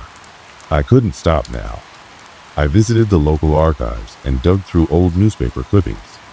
The more I learned about the person tied to that name, the more the pieces started to fall into place. It was a man who had lived in the area over 100 years ago, someone who had built a house on that very plot of land. A house that was rumored to be cursed, a place where strange things had always happened. People had disappeared around it, and those who had ventured too close were said to have never returned. The more I read, the more I realized that the house wasn't just abandoned. It was something far darker. It was a place tied to death, to the unseen forces that still lingered in the world. The figure in the mirror, the voice, it was all part of something that had never been fully understood or explained. I could feel the weight of the knowledge pressing down on me, but it didn't bring relief. If anything, it made things worse. The house, the figure, the curse, it was all real, and it wasn't something I could just walk away from. I tried to leave the past behind, to move on with my life, but the memories wouldn't let me. The house was still there, still waiting, and no matter how far I ran, it would always be a part of me. In the end, I had no answers. The house remained a shadow in my life, a place I could never truly escape. I had faced it, I had tried to understand it, but I never truly conquered it. It had left its mark on me, and I knew, deep down, that it would haunt me for the rest of my days. Maybe some things aren't meant to be understood. Maybe some doors should never be opened. But for me, the damage had already been done. The house had claimed a piece of me, and I would carry it with me forever. The questions would never stop, the fear would never completely fade, and the memories would always linger in the corners of my mind. waiting for the moment when I would have to face them again. And deep down, I knew that one day I would have to return. The days had turned into weeks, and I had tried to move on. I had tried to tell myself that the house, the figure, the voice, none of it had really happened. It had all been a bad dream, a product of fear and stress. But deep down, I knew better. I knew that it was real, that it was still there, waiting. And no matter how much I tried to push it away, it never really left. I never went back to that house. Not physically, at least. But in my dreams, I was always there, standing in that same dark room, staring into the same mirror, waiting for the figure to show itself. Sometimes it would just stand there, silent, watching me. Other times it would reach out, its hand coming through the glass, brushing against my skin in that way that made my whole body freeze with terror. I tried to convince myself that it was just my mind playing tricks on me, that the house, the presence, was all in my head. But the truth was, I couldn't escape it. I couldn't forget it. It was a part of me now, a shadow that would always follow me, no matter where I went or what I did. I spent months trying to find peace, trying to live a normal life again. I even moved to a new city, hoping that the distance would help me forget. But no matter where I went, the memories followed me. The strange feeling in the pit of my stomach, the occasional glimpse of something in the corner of my eye, the soft whisper of my name in the dead of night, these were the things I couldn't outrun. They were always with me. I never spoke to anyone about the house again. How could I? Who could I tell that would understand? How could I explain the unexplainable? The truth was, I didn't even fully understand it myself. I had been to that house, and I had seen things that no one should ever have to see. I had felt things that no one should ever have to feel. And now I was left with the lingering, nagging question that I could never shake. What had I really experienced there? Was it some twisted figment of my imagination? Or had I truly encountered something that defied explanation? One night, months after I had moved away, I found myself staring at a photo I had taken of the house. It was a simple shot, just the exterior, the decaying walls, the broken windows. It had been taken the first time I had visited, back when I thought it was just another old, abandoned building. Now, it seemed almost haunting, as if the house itself was alive, watching me through the lens. I had never kept the photo, but somehow it had ended up in a box of old mementos I had packed away during the move. I couldn't explain why I still had it, why I couldn't throw it away. It was like it had some sort of hold on me, some connection that I couldn't sever, no matter how hard I tried. As I looked at the photo, something caught my eye. At first, I thought it was just a trick of the light. But when I stared closer, I realized that there was something in the window. A shadow, standing just behind the broken glass. It wasn't clear, just a dark figure, barely visible, but enough to make my blood run cold. I froze, my heart pounding in my chest. My hands began to shake as I reached for the photo, my fingers trembling as I held it up to the light. But the figure was still there, staring back at me. I couldn't breathe. My mind raced with 1,000 thoughts, but none of them made sense. How was this possible? I had taken this photo months ago. The house had been empty. There had been no one there. I had checked every window. There was no one in sight. But now, as I stared at the image, the figure in the window seemed to stare back at me, its hollow eyes locked with mine. I could almost hear the faint sound of breathing, like it was waiting for something. Or someone. It felt like time had stopped. I couldn't tear my eyes away from the photo, from the figure that seemed to come alive in front of me. A cold sweat formed on my brow, and my stomach twisted in knots. I knew I had to stop looking, that I had to put the photo down and forget about it. But I couldn't. I couldn't look away. The longer I stared at it, the more I could feel that familiar, unsettling presence creeping in. It was as if the house was reaching through the photo, reaching out to me, pulling me back in. I could hear the whispers again, the soft, mocking voice calling my name. It was the same voice from that night, the same voice that had followed me home, that had haunted my dreams. I shook my head, trying to snap myself out of it, but it was no use. The house was still with me. The figure in the window was still watching me. I had thought I could escape it, that I could leave it behind, but it was clear now that the house had never really let me go. It had marked me, and I was never going to be free of it. I shoved the photo into a drawer, slamming it shut as if that would somehow protect me. My breathing was shallow, my chest tight with panic. I tried to tell myself that it was just a photo, just a trick of the light, but deep down, I knew the truth. The house wasn't done with me. It had waited patiently for me to return, and now that I had, it wasn't going to let me go so easily. The days that followed were filled with a sense of dread I couldn't shake. I didn't sleep well. Every night, I could hear the whispers, faint but unmistakable, just outside my door. The figure in the window haunted me, appearing in my thoughts at the worst times. I knew, in my gut, that there was no escaping it. The house, the figure, the presence, it was all part of me now. I had been marked, and there was no going back. And so, as much as I tried to move on, to live my life and forget what had happened, I knew I couldn't. The house had become my shadow, following me wherever I went, a reminder that some things can never be left behind. The fear that had gripped me in the past had now transformed into something else, acceptance. I had tried to fight it, tried to run, but I had come to understand that this was something I couldn't outrun.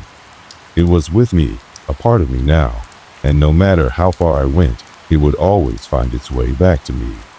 Perhaps that was the true horror of it all. Not that I had stumbled into something evil, but that I had invited it into my life.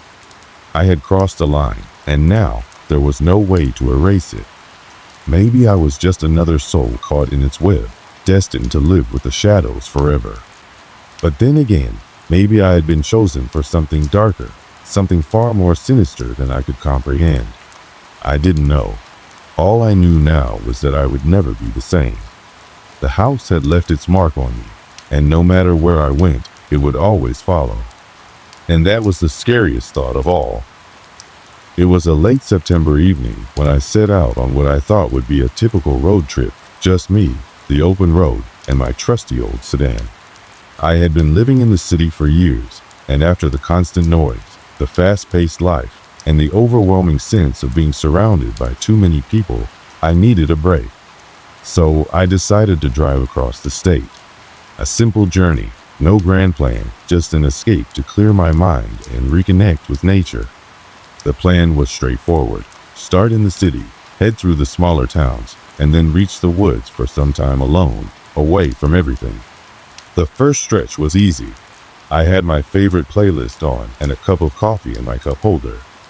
The hum of the tires on the pavement was soothing, and for a moment, it felt like everything in my life was finally slowing down. I wasn't alone on this trip though. A friend of mine, let's call him Ben, had decided to join me at the last minute. He was the type of guy who couldn't sit still for too long, so when I mentioned the trip, he jumped on the chance. It wasn't the first time we'd done something like this, just a couple of guys in a car, talking about life, catching up, and enjoying the peace of the open road. We set off late in the afternoon, making good time. The first few hours passed without incident. The air was cool, the sky was a pale blue, and the roads were empty. It felt like the kind of trip that could change everything where the destination didn't matter as much as the journey itself. We had nothing to rush for, no schedules to meet, just the promise of wide open spaces and a little adventure. Ben was already cracking jokes in the passenger seat, and we both felt the familiar sense of freedom that comes with road trips like this. No plans, no rules, just a long stretch of asphalt and a car full of possibilities. We stopped a few times, mostly for gas and snacks, and every time we did, the little towns we passed through seemed to blur together in a mix of old gas stations and roadside diners. It was charming in a nostalgic way, and we joked about how these places seemed like they hadn't changed in decades. It wasn't until we reached the first rest stop that things started to feel off. It wasn't anything drastic at first, just a quiet unease.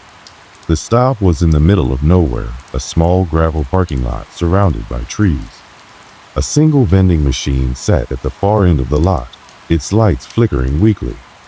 The air was still, almost unnaturally so, and the only sound was the soft rustling of leaves in the trees. We had been driving for hours, so Ben and I decided to stretch our legs. The rest stop wasn't much, just a few picnic tables and a small wooden structure that appeared to be an old restroom. It was the kind of place that didn't inspire confidence. But we had to stop anyway. "I'll grab some chips from the vending machine," Ben said, walking toward it. I nodded, leaning against the hood of the car and looking around. The place was eerily quiet, and there wasn't another car in sight. It was just us and the trees. Something about the stillness was unsettling. As I stood there, I noticed a strange feeling creeping up my spine. It wasn't fear exactly, but more like a sense of being watched. I brushed it off as nothing. Maybe the fatigue was getting to me, or maybe it was the silence that felt so unfamiliar. Ben was still at the vending machine, his figure just a shadow against the dim light. I glanced around again, my eyes settling on the trees. That's when I saw it. A figure tall, dark, and completely still standing in the distance, just beyond the tree line. It wasn't moving, just standing there, watching. I froze, unsure whether to call out to Ben or just walk toward the car. But before I could make a move, the figure was gone. I blinked and looked again, but nothing was there. The trees stood empty, the darkness swallowing whatever had been there just moments ago. I shook my head, dismissing it as a trick of the light or my mind playing games with me. But I couldn't shake the feeling that something wasn't quite right. Ben came back with the chips, and I didn't mention what I'd seen. It didn't seem like the kind of thing you bring up in a place like this. He was already cracking open the bag, and I tried to focus on the sound of the crinkling chips, the crunching as we ate. But the stillness around us hung heavy, like a thick fog we couldn't see but could feel. We climbed back into the car and continued down the road, the uneasy feeling slowly fading into the background as we drove. But the rest stop remained in my thoughts, gnawing at the edges of my mind. It was the kind of place that felt forgotten, abandoned by time itself.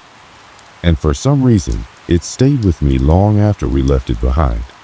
What should have been a peaceful, uneventful road trip was starting to take on a strange edge, and I couldn't shake the feeling that there was something more to this journey than I had originally thought. But we pressed on, unaware that the next stop would bring us closer to something much stranger than either of us could ever have imagined. As the miles stretched before us, the world outside seemed to melt into the night. The hum of the engine, the soft rustle of the wind against the car, and the occasional flicker of headlights from oncoming cars were the only sounds we could hear. Ben and I had long since finished our snacks, the conversation drifting into comfortable silence. We were both tired, but still far from ready to stop. The road ahead was empty, the occasional town a blur of lights in the distance, and the night felt endless. We drove for another hour or so before deciding to take a break. Another rest stop came into view, its sign barely visible in the dim light. This one, unlike the last, was in a slightly more populated area, or so it seemed. A small group of cars was parked around the area, but even with the additional vehicles, the atmosphere felt eerily subdued. There was something about the way the lights flickered and the way the people moved that felt off. We pulled into the lot, and Ben suggested we take a walk. I was hesitant at first, the unease from the last stop still lingering in the back of my mind, but the idea of stretching my legs sounded good. After all, a quick walk around couldn't hurt, right? The lot was a little more crowded than the last stop, but the people scattered around seemed strange. They didn't speak much to each other, each person lost in their own world, their eyes either fixed on the ground or on something far off in the distance. It was as if no one was really present, just bodies moving in a mechanical, robotic manner. Ben and I walked toward the far side of the lot, near the vending machines. As I glanced around, I couldn't help but notice how quiet it was. The usual sounds of crickets or night birds were missing, and all that could be heard was the faint buzz of the fluorescent lights above us. I felt my stomach knot. It wasn't a sense of danger, more like an overwhelming sense of wrongness that crept over me. The air felt thick, almost suffocating. I turned to Ben, who had already started to make a joke about how he'd been drinking too much coffee and needed a bathroom. But I couldn't shake the feeling that something was watching us. "I think we should head back to the car," I said, my voice barely above a whisper. Ben looked at me, confused, but nodded slowly. We started walking back to the car, but something made me glance over my shoulder. And there, standing just a few feet away, was a figure. A man, tall and thin, dressed in a long coat despite the warmth of the night. He stood facing us, but his eyes weren't looking at us. They were fixed on something in the distance, unblinking, unmoving. "Hey, did you see that?" I asked Ben, my voice tight. But when I turned to him, I realized he wasn't listening. He was already halfway back to the car, oblivious to the man I had just seen. I looked back, but the man was gone. In his place was only the empty stretch of pavement. For a brief moment, I thought I had imagined it too much time on the road, too many hours of silence. But the feeling of unease lingered, settling into my chest like a stone. There was something about the way the man stood, how unnatural his stillness had been, that stuck with me. I didn't want to say anything to Ben. He would laugh it off, and I didn't want to sound paranoid. We climbed back into the car and drove off, the tires humming on the road. The strange feeling didn't go away though. It was as if it had followed us into the car. The silence between us grew, the air thick with unspoken tension. Ben kept his eyes on the road, his fingers drumming lightly on the steering wheel, but there was an uncharacteristic stiffness to his movements. "What's up with you?" Ben finally asked after a long stretch of silence. "You're acting all weird." I didn't know how to answer. I didn't want to sound like I was making something out of nothing. But the truth was, I couldn't shake the feeling that we were being watched. That we weren't alone, no matter how many miles we put between ourselves and the rest stopped. "I don't know," I said slowly. Something about that place just felt wrong. Ben didn't respond right away, but I could tell he was listening. He glanced over at me, his expression unreadable, before turning his attention back to the road. "It was a rest stop, man. Nothing weird about it. You're probably just tired. You need to get some sleep, maybe." I wanted to believe him. The logical side of my brain told me it was just fatigue playing tricks on me. But the rest of me, the part that could still feel that strange weight in the air, the part that couldn't forget the stillness of that man's gaze, didn't buy it. We drove on, the road stretching before us like an endless ribbon of asphalt. The world outside remained dark, the occasional passing car the only sign that we were still connected to reality. I kept my eyes on the road, but every so often, my gaze would drift to the rearview mirror, where I half expected to see something lurking in the shadows of the trees.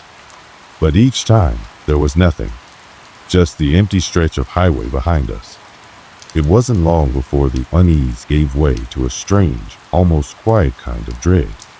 The silence between us stretched thinner and thinner, until it became something I could almost feel pressing down on my chest. Every rustling leaf, every distant car horn, every flicker of light felt like it was part of something bigger, something I couldn't see. Ben was still driving, but he wasn't as carefree as he had been earlier. I could see the tension in his shoulders, the way his hands gripped the wheel just a little too tightly. It was as if he could feel it too, the wrongness, the heaviness in the air. He didn't say anything about it, but I could tell. The road was no longer just a road. It was something else, something that seemed to stretch on forever. As we drove deeper into the night, I couldn't help but wonder if we had crossed some line, some invisible boundary between the ordinary and the strange. And no matter how fast we went, it felt like the world around us was pulling us deeper into its grip. The first rest stop had been a warning. I just hadn't realized it yet. The hours slipped by in eerie silence, the only sound the soft hum of the tires against the asphalt. Ben and I hadn't said much since the incident at the rest stop. We were both too absorbed in our thoughts, trying to make sense of what had happened, or more accurately, what hadn't happened. The man in the coat, the unnerving stillness of the others around the lot, it was all too strange to ignore. But neither of us brought it up again. Instead, we tried to bury it, moving forward as if it hadn't even happened. As we drove further into the night, the sense of wrongness didn't fade. It grew, slowly but surely, like a constant pressure pressing against us. The road stretched endlessly before us, each curve and straightaway adding to the tension that lingered in the car. I could feel the weight of it in the pit of my stomach, a coldness that no amount of air conditioning seemed to shake. Around 3 a.m., after another stretch of silence, we reached a smaller rest stop. This one seemed quieter than the last, even more desolate. Only a single, flickering light illuminated the area, casting long, distorted shadows across the empty parking lot. We pulled in, the gravel crunching beneath the tires, and Ben killed the engine. The quiet was so thick that it almost felt suffocating.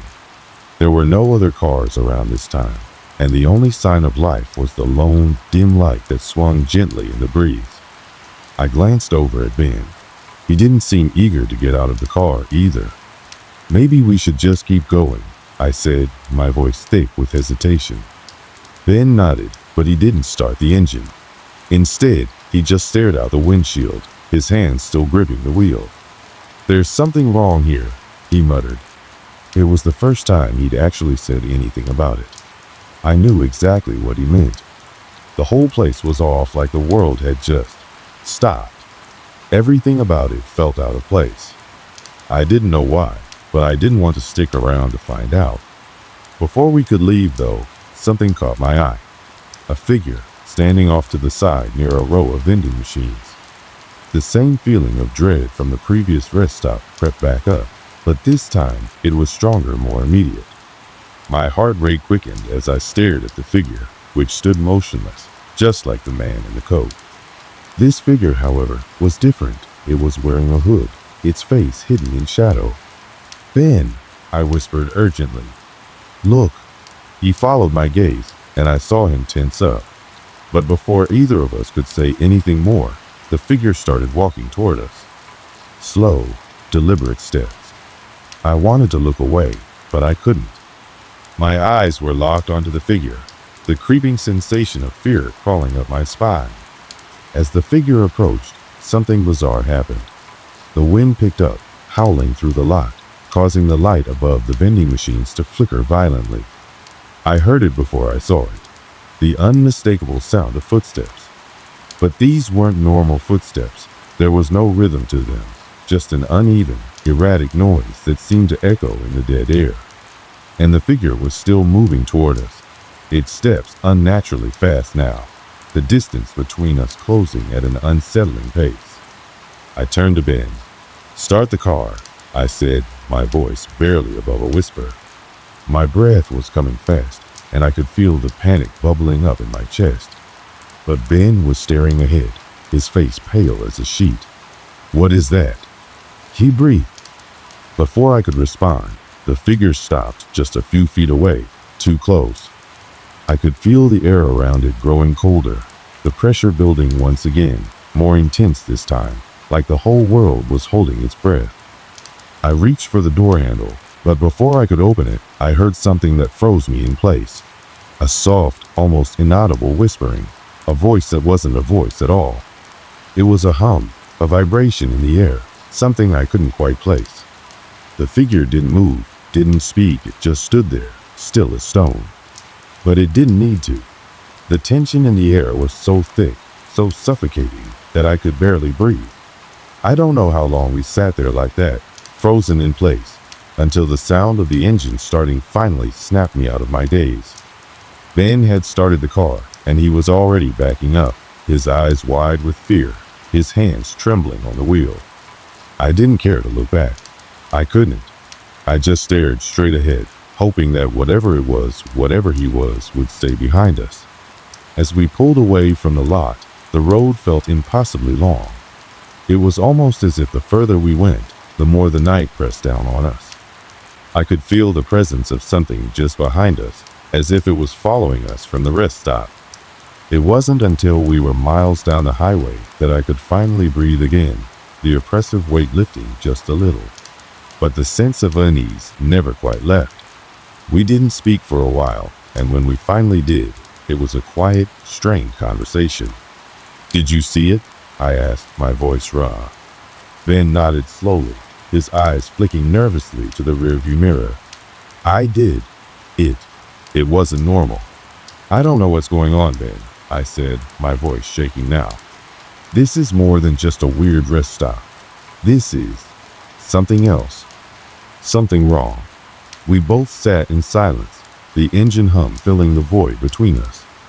I didn't know what to say next. I wanted to believe this was just a bad stretch of luck, a series of coincidences. But deep down, I knew it wasn't. Something was happening, and we were at the center of it. The rest of the drive felt like a blur, the miles passing with no real sense of direction. We didn't stop again. I think we both knew better than to pull off the road after that. We couldn't shake the feeling that we weren't just driving through the night, we were driving into something that we had no control over. And that's when it hit me. No matter how far we went, no matter how fast we drove, the feeling wouldn't go away. The night was closing in on us, and there was nowhere left to hide. The strangest part, I didn't know if it was the road we were on that was wrong, or if it was us. By the time we reached the next rest stop, I could feel it in my bones. The air was heavier, the darkness deeper, as if it had swallowed the entire world. The faint hum of the engine was the only sound in the car, and with every mile that passed, I felt the dread settle deeper into my chest. I couldn't shake the feeling that something was following us. No, something was ahead of us, waiting. It wasn't just the shadows creeping at the edge of the headlights, but something in the way the road stretched before us, endless and unyielding. And when I saw the sign for the next rest stop, I didn't even want to acknowledge it. Ben didn't say anything either. He just kept driving, his eyes glued to the road, his face pale, fingers stiff around the steering wheel. He looked like a man on the verge of breaking.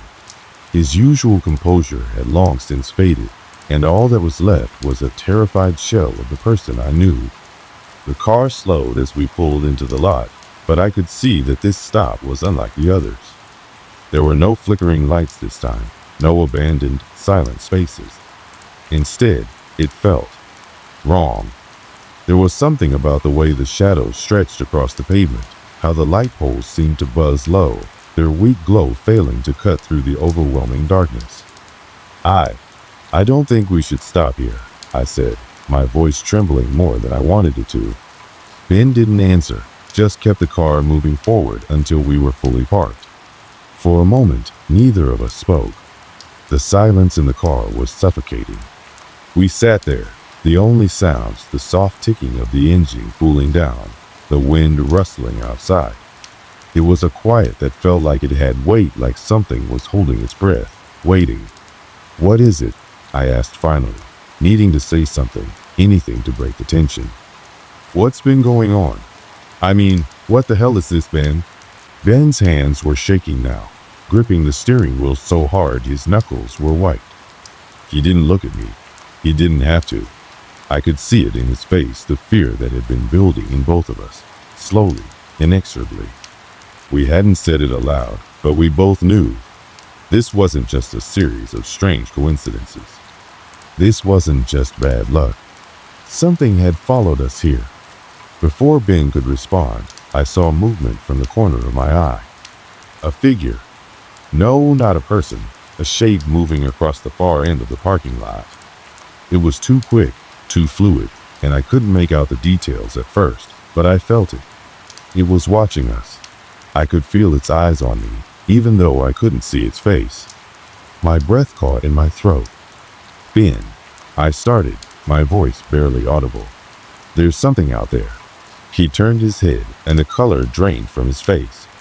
His expression twisted into one of pure panic. He didn't even need to say it. I could see it in his eyes.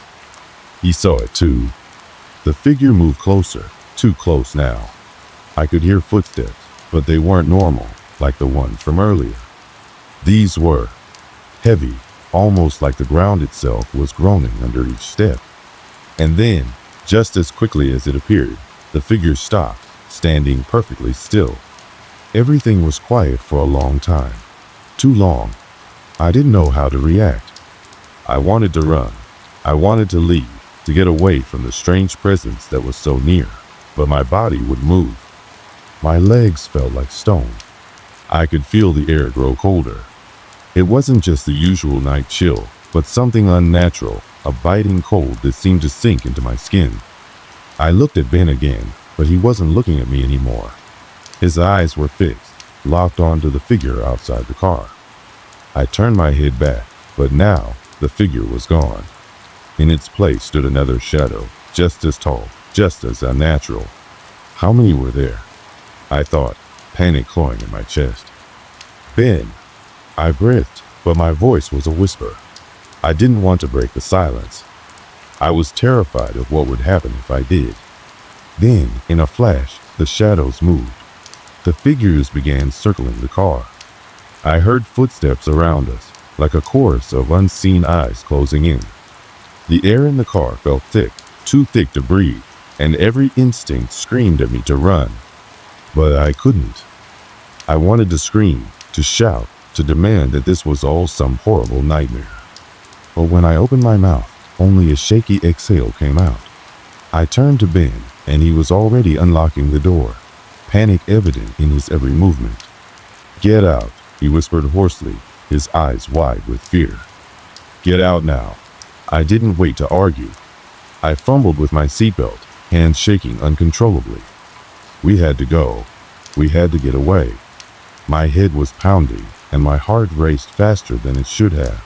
But when I finally swung open the door, the world seemed to stop. Outside the car, the shadows were everywhere. There was no escape. They had us. I stumbled out of the car, trying to steady myself, but my legs were weak. I heard Ben move behind me, his breathing heavy, erratic. We ran, not knowing where we were going, just away from the car, from the shadows, from the feeling of something closing in on us. We ran straight into the darkness.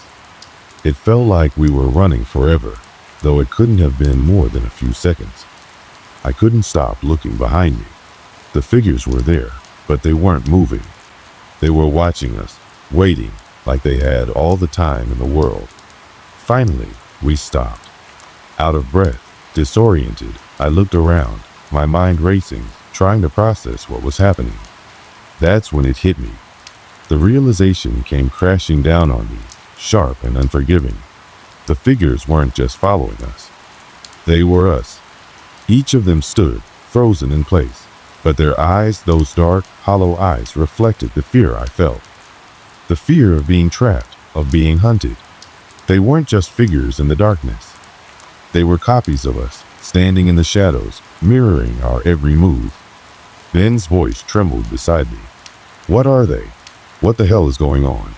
I didn't have an answer. My mind spun in confusion, but one thing was certain now. We were in the middle of something far beyond our understanding. The figures began to move, slowly, almost deliberately. Their movements mirrored ours. Every step we took, they followed. We were trapped in some twisted, unexplainable loop, and there was no way out. Not now. Then, one of them, the one that was me, stepped forward. It wasn't like looking into a mirror. No, this wasn't a reflection. This was something else entirely. The figure my double reached out slowly, and in a voice that sounded far too much like mine, it spoke, its voice flat, cold, and dead. "We've been waiting for you." And then everything went dark. When the darkness took over, it wasn't like the quiet blackness of sleep. It was a suffocating, heavy kind of void, pressing in from all sides. My heart pounded in my chest, every beat a frantic reminder that I was still alive, still in my body, still somewhere between reality and some place I couldn't understand. My hands trembled as I reached out into the emptiness, and I felt nothing but air. No ground beneath me, no sky above me, just nothing. It felt like an eternity, but slowly I became aware of a distant, faint light in the distance, a warm glow that beckoned me forward. I didn't know if I was hallucinating or if this was some part of the dream I had somehow fallen into, but all I knew was that I had to move toward it. As I began walking, I couldn't shake the feeling that something was wrong, like the world itself was broken, fractured.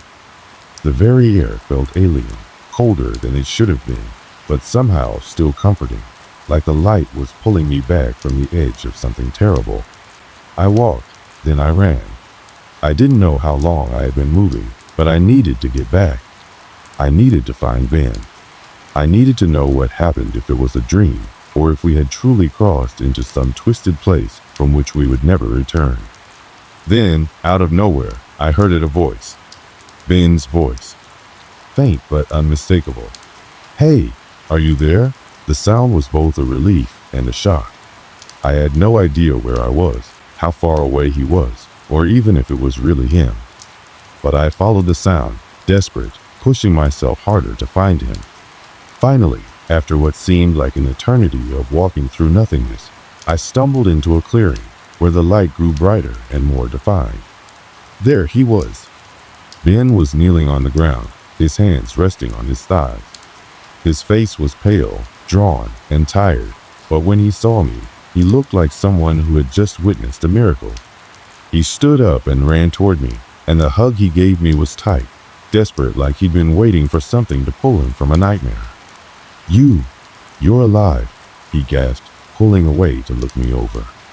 I thought I lost you." I didn't know how to explain what had just happened to either of us. The fear, the figures, the twisted loop that we seemed to have found ourselves trapped in it, all felt unreal. And yet, I could still feel the cold air that had swallowed us.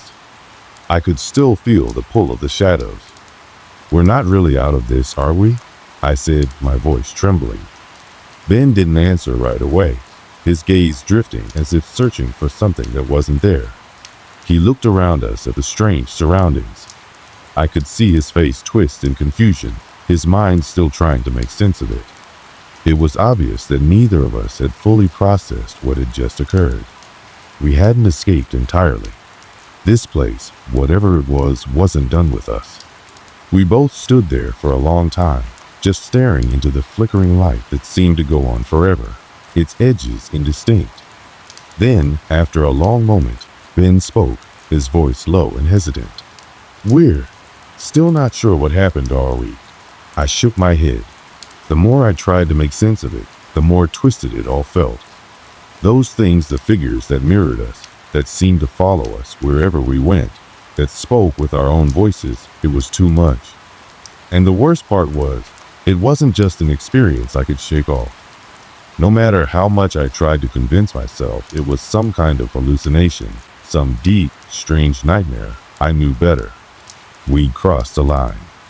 We looked back at the strange place around us, this odd realm that existed between the real world and whatever hell we'd wandered into. There were no answers, no sign of where the figures had gone, if they'd ever been there at all, or if they were still watching us, waiting for us to slip again. "Do you think they will come back?" Ben asked, his voice barely above a whisper. I didn't know. I couldn't answer him. It didn't matter if I wanted to or not. The truth was, we had both come dangerously close to losing ourselves in whatever that place was.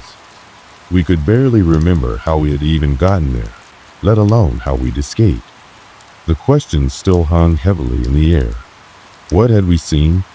Were we in some kind of parallel world, or had we somehow tapped into a layer of existence so foreign that it felt like a dream? Could we ever go back to the world we knew? Was everything just a trap? Or had we escaped just to fall into something worse? There were no answers, just questions, just uncertainty. It was clear that we had to leave. But where would we go? Would it be any different?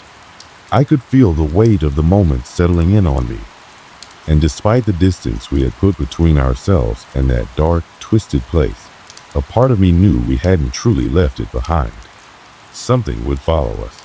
It always did. We left that strange place, stepping into the real world, or at least something that felt like it. We walked back to the car, the same car we had arrived in, as if it had been waiting for us the entire time. It felt wrong, but at least it was familiar. And for the moment, familiarity was all we could cling to. Ben didn't speak as he started the car. The engine rumbled to life, but it wasn't the comforting sound I had expected. It was a hollow, almost ominous sound, as though the car itself was just as haunted as we were. I couldn't help but glance at the rearview mirror, half expecting to see the figures there, standing behind us in the darkness. But there was nothing, just the endless stretch of the road. As we drove, the hours seemed to pass without end. We didn't speak much. What was there to say? We had survived something, but we couldn't call it an escape. And no matter how far we went, it seemed like something was always right behind us. The questions never stopped. Were we safe? Or had we just crossed into a new phase of this nightmare? We didn't know, and we weren't sure we ever would. But for now, the road stretched ahead of us. And maybe, for the first time in a long time, that was enough. The road stretched endlessly before us, a ribbon of asphalt carving through the darkened landscape. The quiet hum of the tires was the only sound in the car, save for our shallow breathing and the occasional, hesitant glance between Ben and me. We had been driving for hours now, though it felt like we had crossed entire lifetimes. The surreal weight of everything we'd experienced was heavy in the air, like an invisible fog that clung to us, pressing on our shoulders. We hadn't spoken much since we left that strange place behind. There hadn't been any need to. What could we say? Words felt meaningless now, like they'd been robbed of their power by whatever we had encountered. The world we had known seemed so distant, as if we had passed through some threshold and emerged on the other side changed.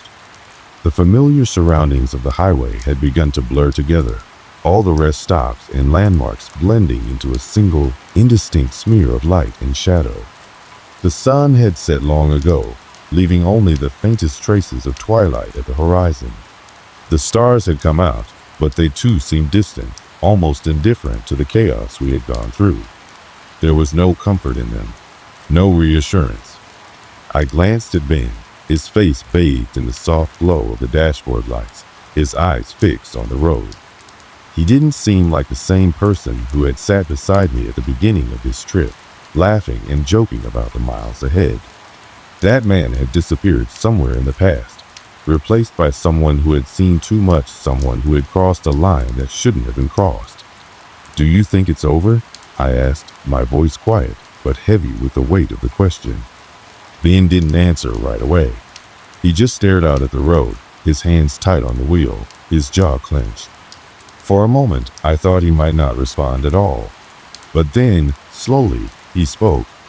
"I don't know. I don't think we can ever really know." His voice was flat, as though the exhaustion had drained all emotion from him. "I don't think we can ever really unsee what we saw." I nodded, understanding exactly what he meant. The images of those figures, those twisted versions of ourselves, still haunted my mind. I could close my eyes, and there they were, those vacant eyes staring back at me. It felt like they were still watching, waiting for us to slip up again. It didn't matter how far we drove or how fast we tried to outrun them. A part of me knew they would always be there, lurking just beyond the edges of my consciousness. I turned my gaze out the window, watching the endless stretch of road unfold in front of us. The lights of the cities we passed flickered like distant stars, too far away to offer any warmth. The world seemed so vast, so empty. We had escaped whatever nightmare we'd fallen into, but I couldn't shake the feeling that something had changed in us. That place, whatever it was, had left its mark. We had barely crossed the state line when the first hint of dawn began to touch the sky, painting it in shades of pale pink and orange. It was a relief to see the light, a reminder that the world, the real world, was still out there. But it didn't feel like the end. It felt like the beginning of something new, something we weren't quite prepared for. "I don't think we'll ever be the same," I said, the words coming out more as a statement than a question. Ben didn't answer, but I could see the truth of it in his face. There was a certain coldness in his eyes, now a wariness that hadn't been there before. The innocence of the road trip, the simple thrill of an adventure, had been stripped away. It was as though something had been taken from us, something fundamental. We'd glimpsed a darker side of reality, one that we could never fully explain, and it had changed us both in ways we couldn't yet understand. And maybe that was the scariest part of it, all the uncertainty, the not knowing. Was the world truly as it seemed, or had we just seen a glimpse of something far more sinister? Were we still stuck in whatever we had experienced, or had we somehow broken free? As the miles stretched on, I couldn't help but feel that the road had become a metaphor for everything that had happened. Endless, uncertain, and full of twists and turns we couldn't predict. The car was moving forward, but I didn't know if we were heading towards safety or into the heart of some new darkness. In the distance, a small town loomed ahead, its outline just visible in the early morning light. It looked peaceful, normal, but after what we'd been through, I knew that nothing would ever feel normal again. I wasn't sure if I could trust the quiet hum of the world anymore, if I could look at a rest stop or a gas station without wondering what was waiting for us there. The memories of those figures, of the way they moved and spoke and mirrored our every action, would never leave me. And the worst part was, I knew I wasn't the only one who had seen them. Ben had seen them too. That connection, the shared experience of what we had gone through, was both a bond and a curse. We had survived, but we would never truly escape. The question wasn't whether we'd gotten out. It was whether we'd ever find peace again. We passed the town. It felt like another world. The quiet streets, the small houses, the peaceful morning, everything about it felt so mundane, so normal, yet I couldn't shake the feeling that it was all an illusion. Like we were living in a bubble, one that could pop at any moment, revealing the chaos that lay beneath the surface. But for now, all we had was the road. And as the first rays of sunlight bathed the world in light, I couldn't help but wonder what lay ahead. What else was out there, hidden just beyond the horizon? The road went on, and I couldn't tell if I was heading toward an escape or deeper into something I couldn't comprehend. But as we drove on, one thing became clear. The road had no end, and neither did the questions. I've always been someone who likes to explore the unknown. As a kid, I was the one in the group daring to venture into the woods when everyone else would stay behind, listening to the winds and rustling trees with a mix of wonder and fear. There was something about the unknown that fascinated me. It was never about getting scared, but more about pushing myself, challenging the boundaries of what was considered safe. I suppose that's how it started, the urge to visit places that were known for their eerie reputations. It wasn't until I was in my late 20s that I heard about the town of Gray Hollow. It wasn't famous for anything like a chilling legend or a notorious past, but it had a quiet reputation among locals for being a little off. I'd never seen the place on any map, and when I first heard about it from an older man at a small diner on the outskirts of town, I thought it sounded like the kind of place I had to see for myself. The man had this look in his eyes, something wild and unsettling, as he spoke of the town. He told me stories that made my skin crawl. He mentioned how some visitors just never came back, and others who did were forever changed, haunted in ways they couldn't explain. I remember laughing it off, thinking he was just a superstitious old guy. But deep down, something about those words lingered with me. So I made plans to visit. The trip would be solo, and it would be the perfect way to get away from the grind of everyday life, just a few days of seclusion. I didn't know what to expect, other than the stories I'd heard. I figured I'd get there, take a couple of photos, maybe talk to some of the locals, and be back by the weekend. But that was before I knew what Gray Hollow really was. I pulled up to the town early in the afternoon. The sky was overcast, and the whole town seemed to be trapped in a perpetual state of gray. The buildings were old, their paint peeling and windows cracked, but they had this odd charm to them. It felt like stepping into a time that had long since passed. There were a few people around, but no one seemed to be in a rush. They moved slowly, as though every step was deliberate and measured. I figured I'd just walk around, get a feel for the place. I remember the first thing I noticed was the absence of noise. Even though there were people milling about, it felt unnaturally quiet. The kind of silence that wraps around you and makes every footstep sound louder than it should be. The air had a strange quality to it, like it was thick, almost as if the town itself was holding its breath. But maybe that's just how small towns are, I thought. I checked into the only motel in town, a run-down, single-story building with a flickering neon sign that read, Gray Hollow Inn. The lobby smelled faintly of old wood and musty carpet, and the elderly woman behind the desk greeted me with a smile that didn't quite reach her eyes. She handed me the key to a room at the far end of the hall, saying, "It's quiet over there. You'll be comfortable." I smiled politely and made my way to the room. It wasn't anything special, just a bed, a small desk, and a lamp that flickered if you touched it. As I settled in, I felt a strange unease growing inside me. It wasn't anything I could explain, but something about the room felt wrong. The walls seemed too close, and the air too still. I tried to shake it off. After all, it was just a small town, right? I decided to take a walk around the town, see what I could find.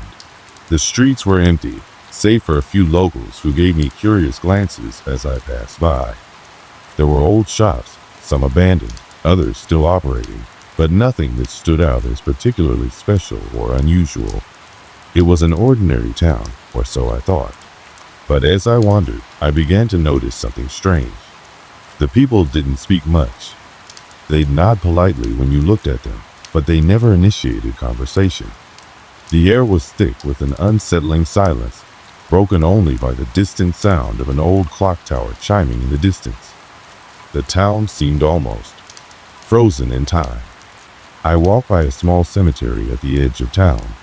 It was overgrown, the tombstones weathered and cracked, some half hidden by vines. There was an odd aura about the place, like it was more than just a cemetery. As I stood there, staring at the tombstone, a cold wind suddenly swept through the area. It wasn't just a breeze. It felt like something was moving, something unseen. The feeling of being watched crept over me again. I decided to head back to the motel, but as I walked, I couldn't shake the feeling that I was being followed. Every now and then, I'd catch a glimpse of someone in the corner of my eye, but when I turned, no one would be there. It was like the town itself was watching, waiting, but I couldn't be sure if it was just my imagination or something more sinister. That night, I lay in bed, listening to the creaking of the building, the low hum of the neon sign outside, and the occasional distant sound of footsteps in the hallway. I couldn't sleep. Every time I closed my eyes, I felt a presence, like something or someone was just beyond the door. I finally drifted off into a fitful sleep, but even then, the dreams were strange. Dark figures loomed over me, whispers filled my ears, and I woke up with a start, my heart racing. The next morning, I went to the small diner for breakfast. The waitress, an older woman with graying hair and a blank stare, served me a plate of eggs and toast. She didn't say much, just placed the food in front of me and walked away. I looked around the diner, noticing that everyone else seemed to be lost in their own worlds. There was an eerie stillness in the air, like the town was frozen in place. That's when I saw the man at the counter. He was sitting alone, a cup of coffee in front of him, staring out the window with a vacant expression. His face was pale, his hair unkempt, and there was something off about him. I couldn't put my finger on it. He looked like he hadn't slept in days, but at the same time, he looked strangely calm. As I ate, I overheard a snippet of conversation between two locals sitting nearby.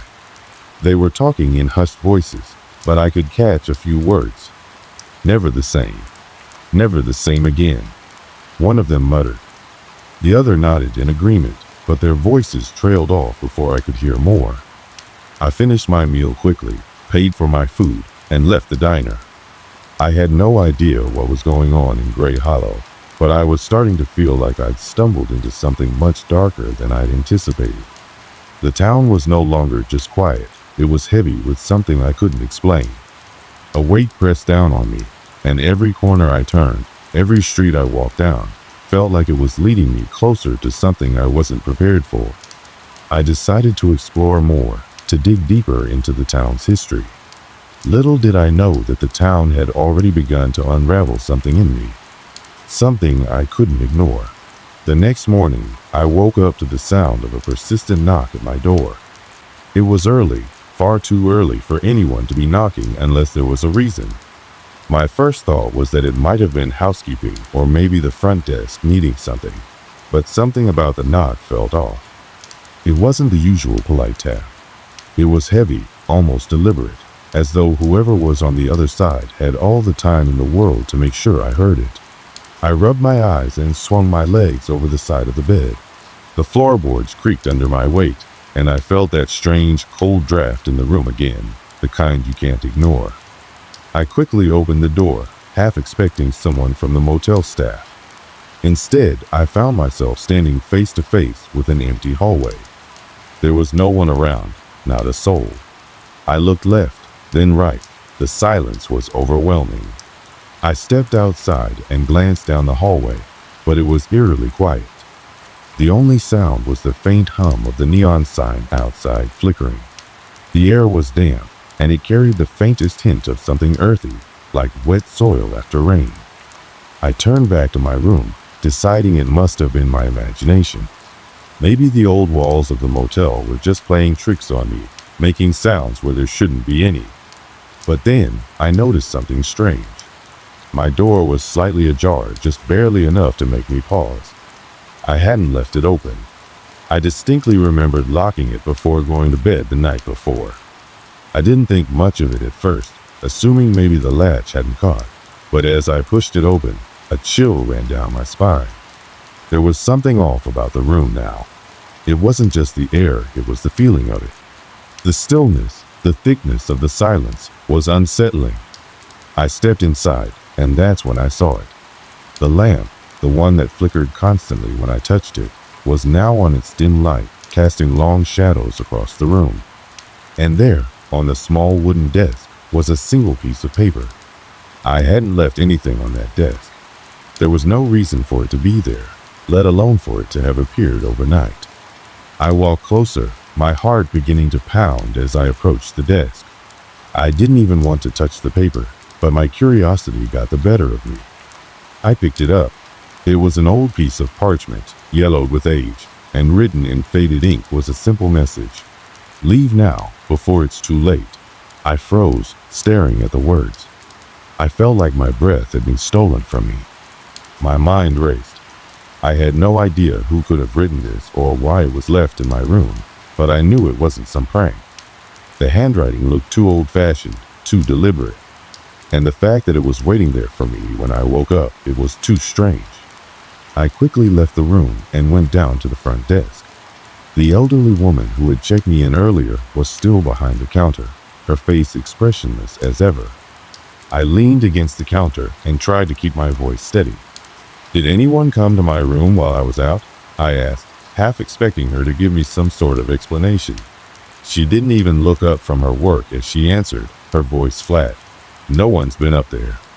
The rooms are locked after the cleaners leave." Her tone didn't give away any emotion, as if what I was asking was completely ordinary. I nodded, though I wasn't convinced. There was no way the door had been left open on its own, and the note it couldn't have just appeared out of nowhere. But I didn't want to press the issue too hard. I didn't know how to explain what had happened without sounding completely irrational. Instead, I turned around and walked back to my room, trying to shake the growing unease that clung to me like a heavy fog. When I returned to my room, the first thing I did was lock the door. I didn't know what had happened, but I wasn't about to let it slip by unnoticed. I needed to figure out what was going on. I went over the note in my head again. "Leave now, before it's too late." What did it mean? Who would have left it? The more I thought about it, the more unsettled I felt. It wasn't long before I decided to head out again. I needed to get away from the motel, clear my mind, and find something that made sense of all this. I grabbed my jacket and headed out the door, hoping that a walk around town would help me feel normal again. But the moment I stepped outside, the strange air returned. The silence, thick and suffocating, hung in the streets. It was like the whole town was watching, waiting for something. I walked down the main road, trying to shake the feeling, but every step seemed to make the unease grow. As I passed the old cemetery again, I noticed something new, an old, rusted gate that I hadn't seen the day before. It was partially open, just enough for someone to slip through. I hesitated, but curiosity got the better of me. I walked toward the gate, drawn by something I couldn't explain. The wind picked up again, brushing against the trees, making them creak and groan. I pushed the gate open and stepped into the cemetery. The air was different here, colder, like stepping into a shadow. The gravestones were ancient, some so weathered that the inscriptions were unreadable. I walked through the rows, feeling like I was being led deeper into the heart of the cemetery, even though I wasn't trying to go any particular direction. It felt intentional, as though the cemetery was pulling me in, guiding me somewhere. That's when I saw it. At the far end of the cemetery, there was a tombstone that stood out from the others. It was newer, the stone smooth and unblemished, and the name on it was clear: Harold Grayson.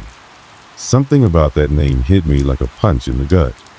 I had no reason to feel connected to it, but I couldn't shake the thought that I had heard that name before. My mind raced, but I couldn't place it. I reached out and touched the stone, and that's when the ground beneath me shifted.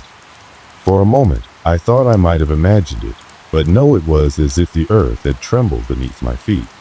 The cemetery around me seemed to shift, the air heavy with the same oppressive silence that had followed me since I arrived in Gray Hollow. I stepped back, my heart hammering in my chest, and that's when I heard the footsteps. It was faint at first, just a soft shuffle in the distance, but it was getting closer. I spun around, looking for the source, but I saw nothing. The footsteps continued, growing louder, more urgent, until I was certain someone was walking right behind me. But when I turned to face them, the cemetery was empty. I ran out of there, my pulse racing, not stopping until I was back at the motel. I slammed the door behind me and locked it once again. I could still hear the echo of the footsteps in my mind, the sound of someone or something following me. That night, I sat in the dark of my room, the note still in my hand. Leave now, before it's too late. I wasn't sure if I was imagining things, or if the town really was as strange as it seemed. But after everything that had happened, I couldn't shake the feeling that something dark was waiting for me in Gray Hollow. I knew one thing for certain: I wasn't alone here. The strange events, the inexplicable occurrences, were happening more frequently now. At first, I told myself that I was just overreacting. It was a small town after all, and I was probably just letting my imagination run wild. But the more I tried to convince myself it was nothing, the more the events seemed to prove otherwise. It started subtly. In the mornings, I'd wake up to find small things out of place. Nothing that could be immediately alarming, but enough to make me question if I'd really been as careful as I thought. The coffee cup I had left on the kitchen counter would be moved to the table, as though someone had used it in my absence. A pair of shoes I'd left by the door would be shifted slightly to the left, an inch or two, as if someone had stepped into the room without me noticing. The worst part was that I never caught a glimpse of who or what was doing it. It was as if the town itself was watching, like the walls were shifting around me, silently manipulating the reality I knew. Then came the sounds. At first, it was faint like whispers in the distance, voices too soft to make out, murmuring just on the edge of hearing. But over time, they grew louder, more insistent. I'd hear the faint scrape of footsteps in the hallway, sometimes quick, sometimes slow, as if someone or something was pacing back and forth outside my door. But each time I opened it, there was nothing. Not a person, not a shadow, just the empty hallway that stretched on forever. One night, after another unsettling knock at my door, I decided to take action. The note, the strange occurrences, the whispers, they couldn't all be coincidences. I couldn't just keep pretending everything was fine. I needed answers, and I needed to get them before I found myself in a situation I couldn't escape from. I grabbed my flashlight and my jacket, making sure the door was locked behind me before stepping into the night. The air was thick with fog, rolling in from the hills in a dense, almost oppressive blanket. It was as if the very atmosphere around me was trying to swallow the world whole. The town, once quaint and peaceful, now felt like something out of a nightmare, every creaking tree and rustling leaf amplifying the eerie silence that hung in the air. I walked toward the cemetery again, the same place where I'd seen the tombstone with the name Harold Grayson. I couldn't explain it, but something about that name stuck with me. There was a pull, a thread in my mind that seemed to lead me back to that spot. Maybe it was nothing, just a coincidence, but the unease was becoming unbearable. I had to know more. As I made my way through the town, the streets were empty, the houses dark. No light shone in the windows, no movement stirred behind the drawn curtains. It was as if everyone had vanished. I passed the diner where I had eaten the night before, and even it was locked up tight, the neon sign hanging lifeless in the dark. When I reached the cemetery, the gate was open again, just like it had been the day before. This time, I didn't hesitate. I stepped through the rusted metal gates and walked deeper into the cemetery, my footsteps muffled by the thick fog that clung to the ground like wet cotton. The place was silent, save for the occasional rustle of leaves, but there was a heaviness to the air that made it feel as though the very ground was holding its breath. I approached the same tombstone I had seen before, the one bearing the name Harold Grayson. The stone was untouched, still smooth and clean, though it seemed to have an unsettling presence about it. I reached out to touch it again, hoping it would offer some kind of answer, but as my fingers brushed against the cold stone, a sharp noise split the silence. It was a low, guttural sound, almost like a groan or a muffled whisper, but it wasn't coming from any direction I could pinpoint. It seemed to echo through the very earth beneath me. My heart raced. I took a step back, my breath catching in my throat. Was it the wind? No, the sound was too deliberate, too intentional. I stood frozen, my eyes scanning the darkness around me, but I saw nothing. The fog thickened, swallowing the tombstones whole, and the cemetery seemed to grow even darker, as if it was pulling me deeper into its grip. I turned to leave, but as I did, something caught my eye. In the distance, I saw a figure, a shadow, barely visible through the fog, standing between the gravestones. I couldn't make out any details, but I could feel its presence, cold and heavy, like an uninvited guest at a funeral. I froze, my heart pounding in my chest. For a moment, I thought I was imagining it, that my mind had conjured the figure out of fear, but no, it was real. The figure didn't move, didn't make a sound, it just stood there, staring at me with an unblinking gaze that sent a shiver down my spine. I wanted to run. I wanted to get out of that cemetery, out of that town, and never look back. But I couldn't tear my eyes away from the figure. It felt like I was caught in a trance, unable to break free from its gaze. Slowly, the figure began to move, gliding between the gravestones like it was part of the mist itself. My pulse quickened. I should have turned around, should have left the cemetery, but I couldn't. I had to know who or what it was. I stepped forward, trying to close the distance, my feet crunching against the damp earth. The closer I got, the more I felt that cold presence creeping over me. It was as if the figure was drawing me in, pulling me toward it with an invisible force. I reached out, my hand trembling, but just as I was about to touch it, the figure vanished. One moment it was there, standing just a few feet away, and the next, it was gone. I stood there for a long time, staring into the empty space where the figure had been. My breath was shallow, my chest tight with panic. I couldn't explain it, but I knew deep down that the figure wasn't just a trick of the light or my imagination. It was something real, something ancient. I turned and ran. I didn't care about the tombstone, the figure, or anything else. I just needed to get away. My heart pounded in my ears as I fled back to the motel, the fog swallowing everything behind me. I didn't stop running until I was inside my room, slamming the door shut behind me. The rest of the night passed in a blur of fear. The sounds continued, the whispers, the footsteps, the creaks of the walls, but I didn't dare leave my room again. I didn't want to face whatever it was that was haunting me. I just wanted to wake up, to leave this town behind and forget all about it. But as the night wore on, I realized that wasn't going to happen. The town wasn't done with me yet. I could feel it in my bones. Something was coming, and it wasn't going to stop until it had what it wanted. The air in the room was suffocating. I could barely breathe as I sat, frozen in place, the weight of the night's events pressing down on me like an unseen hand. Every creak of the floorboards, every gust of wind rattling the window, made my heart race faster.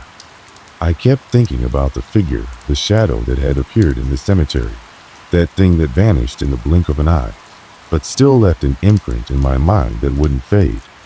It was after midnight when I finally convinced myself to leave the motel room.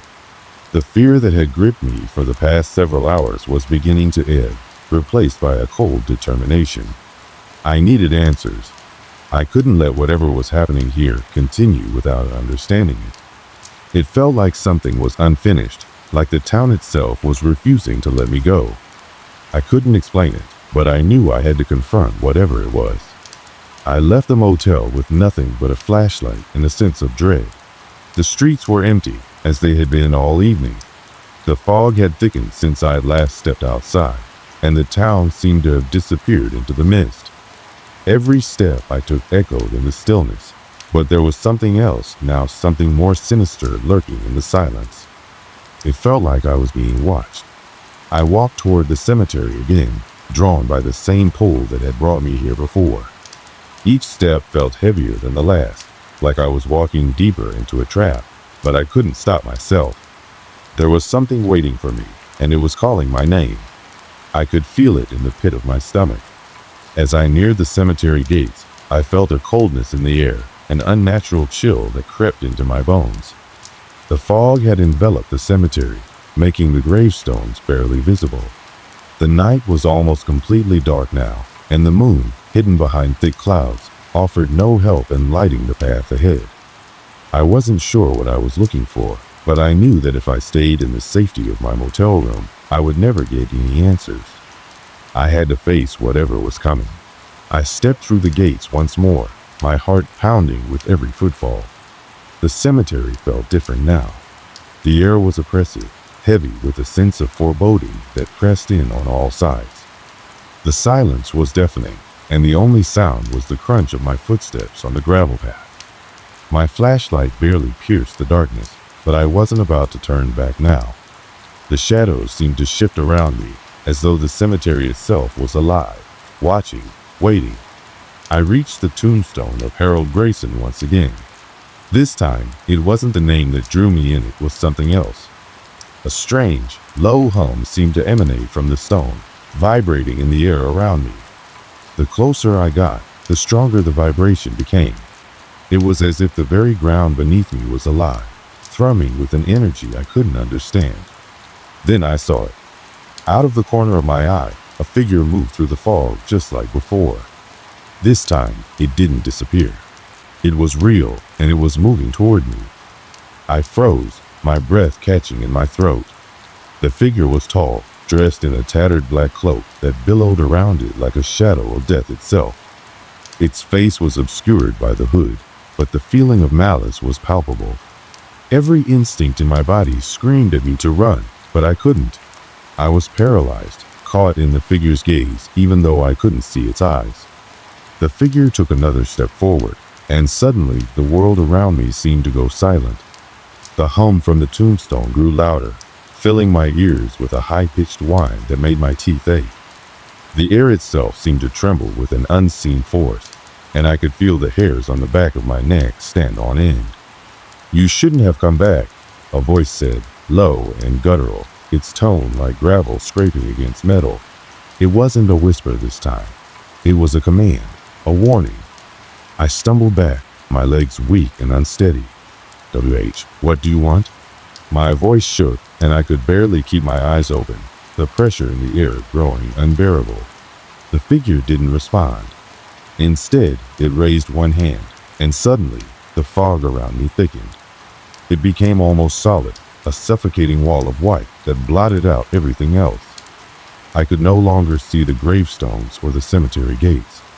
All I could see was the figure, its dark presence looming over me like a nightmare made flesh. And then it moved. The figure stepped forward, its movements slow but deliberate, each step sending a ripple through the mist. I couldn't move.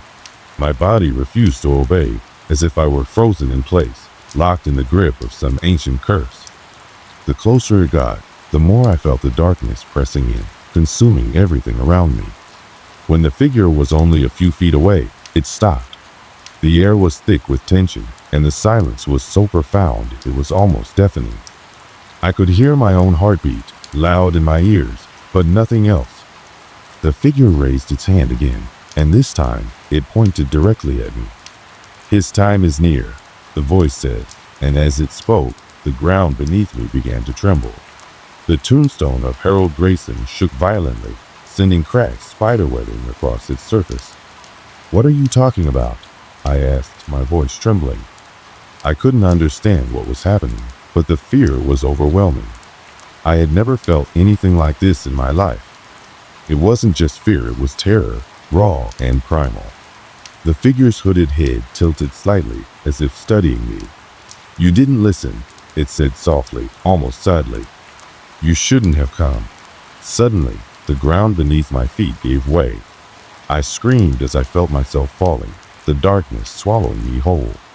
The figure loomed above me, and the sound of the earth splitting open was deafening. My body slammed into the ground, hard, and everything went black. I don't know how long I was out. When I regained consciousness, I was lying on the cold, damp ground, my body aching from the fall. My head throbbed, and I struggled to sit up, my surroundings spinning as I tried to orient myself. The fog was gone, but the cemetery was eerily silent. It was as though time had stopped, and everything had become a distant memory. My first instinct was to get out of there, to run as far away from that place as I could. But as I stood up, I realized that something had changed. The cemetery wasn't the same anymore. The tombstones that had once been so familiar now looked distorted, twisted in a way that I couldn't quite explain. I stumbled back, trying to make sense of what had happened. I had fallen into some kind of pit, I realized. The ground had given way, and I had plunged into the earth itself. But now, as I looked around, there was no sign of any hole or fracture. The ground was solid, smooth, as though nothing had ever disturbed it. Yet I could still feel the tremors deep within me. It was as if the land itself was holding its breath, waiting for something. I couldn't stay here. I knew that much. The figure, the voice, it was all still fresh in my mind. I had to leave this place. But as I turned to walk back toward the cemetery gates, I saw something that froze me in my tracks. Standing at the edge of the cemetery, just outside the gate, was a figure. I could tell it wasn't the same one from before. It wasn't as dark or imposing. But there was something familiar about it, something that made my heart skip a beat. The figure was a man, his face partially obscured by a hood, his posture straight and purposeful. I didn't know who he was, but I felt an overwhelming sense of recognition wash over me, as though I had seen him before, in another time, another place. My legs felt like they were moving on their own as I walked toward him, unable to resist the pull of the encounter. As I approached, the man slowly turned to face me. His eyes were dark, hollow, but there was a glimmer of something human beneath the surface. "You've seen it now," he said, his voice calm, but heavy with a weight I couldn't understand. I didn't respond at first. I was still trying to process everything, the figure in the fog, the ground shaking beneath me, the feeling of being trapped in a nightmare. But I knew this man had answers, whether I was ready for them or not. "What is this place?" I finally managed to ask, my voice hoarse. The man didn't answer immediately. He simply stared at me, as though waiting for me to comprehend something that had been staring me in the face all along. And then, finally, he spoke again. "This town. It's cursed," he said softly, his words hanging in the air. A long time ago, a terrible thing happened here. A price was paid, and the land remembers. It remembers all who come, all who stay. And now, you're part of it. My stomach twisted. The air around me grew colder, heavier, as if the very atmosphere was absorbing the weight of the truth. "Why didn't you tell me?" I asked, my voice rising, frustration bubbling inside me. "Why did you let me stay here? Why didn't you warn me?" The man's face remained unreadable, his expression unchanging. "I couldn't stop it," he said quietly. "None of us could." "Who are you?" I demanded, feeling my fear mix with anger. "What's going on here?" He took a slow step closer, and I instinctively backed away, my heart racing. "I'm the one who stayed behind," he said, his voice low and almost regretful. "When they left, I stayed. Someone had to." I felt a chill creep down my spine, as though I had just stepped into a much darker story than I had ever anticipated. The weight of his words hit me like a ton of bricks, and I suddenly understood. This man wasn't just a witness. He was part of something much larger, something much older, and I had stumbled into the very heart of it all. "What happened here?" I whispered, more to myself than to him, but he heard it. "Long ago," he began, "the town was full of life. People came here to settle, to build, to create. But greed, power, those things always take their toll. A curse was born of that greed. A curse that binds the land and anyone who comes to it. That's what you saw tonight. That's what's been calling to you." His words echoed in my mind as I processed the enormity of what he was telling me. This wasn't just a town with a creepy atmosphere. This wasn't just some forgotten place in the middle of nowhere. It was a town trapped in time, a place bound to the past by a curse that refused to let go. The figure took a step forward, his voice softening. "You don't belong here. The land won't let you leave unless you understand the price that's been paid." I felt my stomach churn. How do I get out? How do I break this curse? He didn't answer immediately. Instead, he looked at me with a deep sadness in his eyes, as if he had seen this all before. "The curse can't be broken," he said, almost as though he were speaking to himself. "Not by you. Not by anyone." I swallowed hard, my mind spinning with the weight of his words. What did that mean? What was the point of me coming here if there was no way to stop it? "I can't leave," he continued, as though answering the unspoken question. "None of us can. We're all tied to this place now, trapped in its history, bound to the land." The truth hit me like a slap. There was no escape. Whatever I had thought was temporary, a bad dream, a fleeting moment, was far worse. I had unwittingly become part of the town's dark history, and it seemed there was no way out. I turned away from the man, my mind reeling, but just as I did, I felt the ground tremble beneath me again. It wasn't as violent as before, but it was enough to make me pause. I glanced around, but the figure had already gone. There was nothing left but the quiet, the eerie stillness of the town. I walked back to the motel with no real sense of direction, no idea where I was going or what I should do. As I stood in front of my room, I glanced back over my shoulder. The streets were empty, the fog thick again, as though the town itself had swallowed the answers I was desperately seeking. But I wasn't going to leave. I couldn't. Something deep inside me had changed. I had been marked by this place, bound to it in ways I couldn't comprehend. I couldn't escape. Not now. Not ever. It's strange, isn't it? How we go through life thinking that we understand the world around us, convinced that we know what's real and what's not. We wake up each day with the same routines, the same sense of security, never fully aware of how easily they could all change. Never truly understanding how quickly the ground beneath us could shift. I never thought I'd become one of those people, the ones who tell stories about strange places, about things they've seen that they can't explain. And yet, here I am, standing at the edge of that cursed town, a part of it now.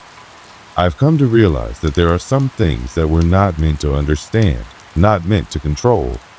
Some things that simply exist, whether we believe in them or not. It's been a few weeks since that night, since the encounter with the man in the cemetery and the unsettling truth about the town's curse. I haven't been able to shake the feeling that I'm still there, still trapped in the twisted web that the land weaves around anyone who dares to step foot within it. But the more I think about it, the more I realize that I never really left. Not truly. At night, I sometimes hear the whisper of the wind through the trees, and the faintest trace of a voice in the back of my mind, urging me to come back. It's strange, almost comforting in a way. There's a part of me that feels like I've become part of the town's story, its eternal history. That's the curse, you see. It doesn't just trap you physically, it traps your soul. It keeps you anchored to the place, bound by its dark past. And even though I've tried to forget, tried to move on, I know that I can never truly escape it. I went back to the town one last time, not long after the encounter with the man. I had to. I needed to see if there was anything left, anything that could explain the strange pull I still felt toward the place. I returned to the cemetery, the same one where I had stumbled across the truth. The fog was thicker that day, rolling in like a thick, suffocating blanket. The air was damp, heavy with the scent of earth and decay. When I reached the gates, I stopped. Something was different. There was a silence, an emptiness that stretched for miles. No birds, no movement, just the sound of my own breathing, the pounding of my heart. And then, through the mist, I saw him again. The figure. The man. This time, there was no questioning, no fear. I knew who he was, and he knew who I was. We stood there, across the cemetery, locked in a quiet understanding. He didn't need to speak for me to know what he meant. The curse, the land, the history of the town, it was all a part of me now. A part of my past, my future, my very essence. There are no goodbyes in a place like that. No neat resolutions. No happy endings. The truth is, the curse doesn't care about those things. It just is. It's the price that's been paid.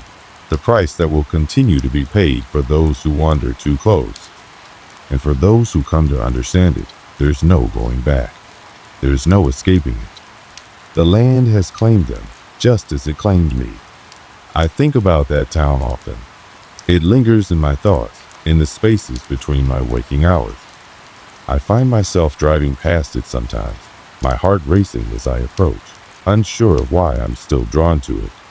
But each time, I remind myself of the truth. It's not just a town. It's a place that doesn't let go, a place that binds you to its story, whether you want to be a part of it or not. I've learned to live with the feeling, the quiet weight of the curse that follows me. It's not something I can escape, not something I can forget. And maybe that's the hardest part of it all. I'll never be free of it, never truly able to walk away.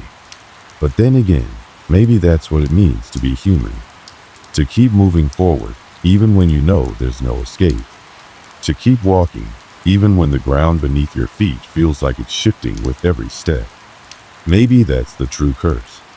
Not the town, not the land, but the way we carry our stories with us. How we carry our burdens, our pasts, our regrets. How we can never fully outrun them. So I keep moving forward. Even now, I'm not sure where I'm going. But I know one thing for certain. The town will always be with me, in the back of my mind, just a shadow in the distance. And as much as I try to forget, it will always find a way to remind me. Because some things, some places, are never meant to be left behind. This is a story about a hotel that time almost forgot, nestled on the edge of nowhere. It was the kind of place you'd drive by without a second thought, something you'd barely notice from the road if you didn't know what to look for. It was quiet, too quiet for a place so far from the city. I'm not a stranger to long drives and exploring strange, out-of-the-way places. But when I found myself standing in front of that forgotten hotel, something felt off. I didn't even mean to end up there. My journey had been too long, and as the sun began to dip below the horizon, I found myself looking for a place to rest my weary body. It was late in the evening, and I had just finished up a business trip. Tired, a little frustrated from the day's work, and more than ready for a good night's sleep, I pulled off the main highway to stretch my legs. The area around me was wild and untamed, with tall trees and underbrush crowding the edges of the road.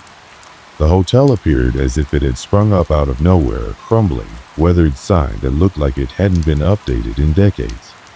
The place had an old-time feel to it, like something out of a movie from the 70s. The kind of hotel you'd expect to see in a forgotten corner of the world, tucked away and hidden from the bustling crowds of city life. Its once white facade had aged into a dull gray. The windows were half covered by vines, and the paint on the sign had begun to peel. Even with my tired eyes, I couldn't help but feel a pull toward the building. Something about it felt familiar yet entirely strange. It had a cold, impersonal aura to it, like it had been waiting for someone to notice it again after years of being forgotten. Something told me I had arrived at the perfect moment. I hesitated for a second, but the thought of a warm bed and a roof over my head pushed the uncertainty to the back of my mind. Inside, it was just as old as the outside, and the faint scent of must and dust hung in the air. The lobby was dimly lit by flickering lamps, and the reception desk was made of dark wood that had long since lost its luster. There was no one in sight, no bellhop to greet me, and the silence inside was thick, almost like the building itself was holding its breath. I waited for a moment, unsure whether to call out, but then I heard a door creak open behind the desk. The person who emerged was an older man, dressed in a faded uniform. His hair was thin and gray, and his glasses sat on the edge of his nose, magnifying his eyes. There was an odd look in his face, as though he hadn't spoken to anyone in years. "Checking in?" he asked, his voice low and dry. I nodded, a little unsure of what to make of him. His gaze lingered on me for just a second too long, like he was sizing me up. I couldn't help but feel an eerie chill crawl up my spine, but I shrugged it off. After all, it was just a guy working at a hotel. It wasn't anything out of the ordinary. I filled out the registration form, and after a brief exchange, the man handed me a key. It was an old-fashioned brass key, its edges worn smooth from years of use. He didn't say much as he handed it over, only gave me a thin smile before returning to his position behind the desk, where he seemed to retreat into the shadows. The moment I stepped into my room, I felt the weight of the day settle onto my shoulders. The room was surprisingly comfortable, old-fashioned, but not in a bad way. The bed had a thick quilt, and there was an armchair near the window that seemed to invite me to sit and relax. Outside, the night was settling in, and I could hear the wind rustling through the trees. I decided to settle in for the night, glad for the quiet and solitude. The thought of leaving seemed unnecessary, even though the hotel had a strange aura to it, as though it was holding on to something from the past. The air felt stale in the room, and despite the open window, it didn't seem to freshen up. I tried to shake off the weird feeling and got into bed. But sleep didn't come as easily as I'd hoped. The faint creak of the floorboards outside my door made me open my eyes. It wasn't unusual to hear the sounds of an old building settling, but there was something unsettling about it. The door to the hallway was ajar, just slightly. I was too tired to get up and check, but I still couldn't ignore the feeling that someone was watching me. It wasn't a common feeling for me, but tonight, in this forgotten hotel, I felt it all the same. I tried to close my eyes again, telling myself I was just imagining things. Yet, the noise continued, growing more frequent. A soft tapping sound from somewhere down the hall. The unmistakable click of a door handle. A chill seemed to spread across the room, even though the night air was warm. I couldn't shake the feeling that something was very wrong with this place. But at that moment, I couldn't bring myself to leave. I just pulled the covers tighter around my shoulders, hoping for the best. Still, the strange sounds kept me awake long into the night. And that's when I knew I was not alone. I tried to push the strange feelings to the back of my mind as I lay in bed, but the longer I stayed awake, the more difficult it became to ignore them. The house-like creaks from the old wooden floors were unnerving. I couldn't tell if the sounds were coming from above or below me, but they were there, persistent and irregular, as if the hotel was alive, breathing in its own way. At first, I thought it was just the building settling after all. It was old. But the more I listened, the less it seemed like the building was simply shifting. There was something deliberate about the sounds, like someone was moving through the halls, walking with a slow, purposeful tread. And then the tapping. A soft, rhythmic noise that didn't belong. It was as though someone was knocking gently, but at irregular intervals, with no apparent source. I lay in bed, staring at the ceiling, listening to the odd noises, wondering if I was just overtired. Maybe the trip had taken a toll on me more than I realized. After all, who wouldn't be a little on edge after a long, lonely drive through unfamiliar terrain?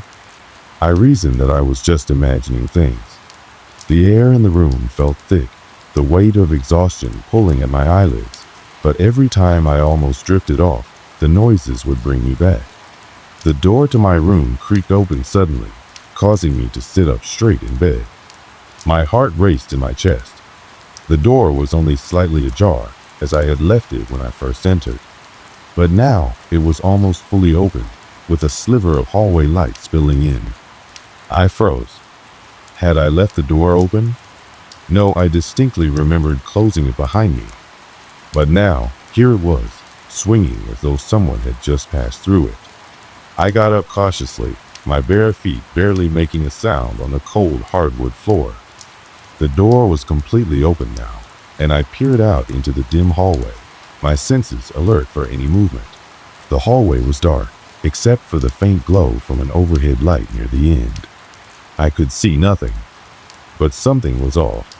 There was a chill in the air, far colder than it should have been for such a mild night. The sense of being watched hit me once again, this time stronger than before. I stepped back into the room and closed the door with a soft click, my pulse quickening. The hair on the back of my neck stood up as I turned around. The room felt different somehow, heavier, as if the very air had thickened in my absence. I couldn't explain it. I checked the lock on the door. It was secure. But as I walked back to the bed, I caught a glimpse of something in the corner of the room. A shadow, not cast by anything, but there nonetheless. I blinked, and it was gone. I was starting to feel like I was losing my grip on reality. It didn't make sense. The place was empty, save for the staff, and it was late. But the more I tried to rationalize it, the more my mind insisted that something was wrong. Something was here. I pushed the blankets away and grabbed my phone from the bedside table. I turned on the light, squinting against its bright, artificial glow. My mind was racing, trying to make sense of the strange events. But there was no logical explanation for what was happening. Suddenly, the sound of something heavy scraping against the floor echoed through the hotel. My blood ran cold as I stiffened, listening intently. It was faint, but it was unmistakable. Something or someone was moving in the hallway. I stood up again, my feet silently padding against the floor as I approached the door once more. I felt a sense of foreboding that I couldn't shake, yet there was an overwhelming curiosity. Who was it? What were they doing? I cracked the door open a fraction and peered down the dimly lit hallway. The light at the far end flickered erratically, casting strange shadows across the floor. For a split second, I thought I saw a figure standing at the far end, but it was gone before I could make out any details. "Hello?" I called out, my voice barely above a whisper. Nothing. The hallway remained empty, but that feeling, that sense of being watched, it lingered. I closed the door again and sat on the edge of the bed, my thoughts racing. Maybe I was just tired, or perhaps the hotel's isolation was playing tricks on me. I tried to settle back into bed, but the unease gnawed at me, keeping me wide awake. Every rustling sound, every shifting shadow, sent a jolt of panic through me.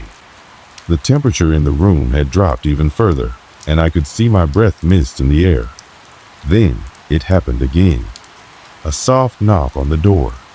Not a loud, insistent knock, but a soft tap, tap, tap, almost as if someone was testing whether I was inside. My breath caught in my throat. There was no way someone could have been outside my door. No one else was staying here, and the staff had gone home for the night. I hadn't heard anyone else in the hallway. My hand trembled as I reached for the doorknob, my heart hammering in my chest. Slowly, I turned it, unsure of what I might find on the other side. I opened the door wide, half expecting to find someone standing there, but there was no one. Just the empty hallway, quiet and still, like it had been before. But as I stepped forward, something caught my eye. A single, wet footprint. It was unmistakable. The print was fresh, and it was larger than the footprint I'd made with my own shoes. I bent down, staring at it in confusion. The floor was old, and the footprint was dark, almost black, against the faded wood. My breath hitched in my throat as I stood up, unsure whether I was imagining things. It didn't make sense. How could there be a footprint if no one had been walking in the hallway? And why was it so wet? I backed away, feeling the panic set in. I slammed the door shut and locked it again, my mind racing. I turned the lights off and sat in the darkness, waiting for whatever would happen next. I thought it was over, but I couldn't shake the feeling that something had changed. The room felt alive. The shadows were longer, and the air seemed to grow heavier. I realized, with a growing sense of dread, that I was no longer just a visitor. I was part of whatever was happening here, whether I wanted to be or not.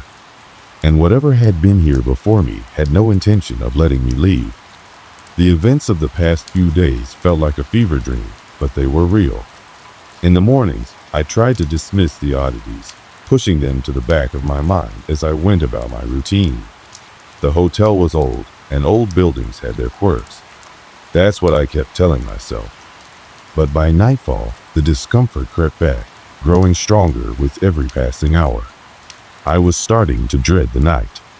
It was the small things that I couldn't ignore anymore. The way the floorboards creaked in patterns, as though someone or something was walking just outside my door at all hours. The cold spots that seemed to appear out of nowhere, lingering in the corners of the room. I'd find them when I awoke in the middle of the night, shivering despite the heat from the radiator. I'd look around, half expecting to see someone standing in the dark, but there was never anyone there.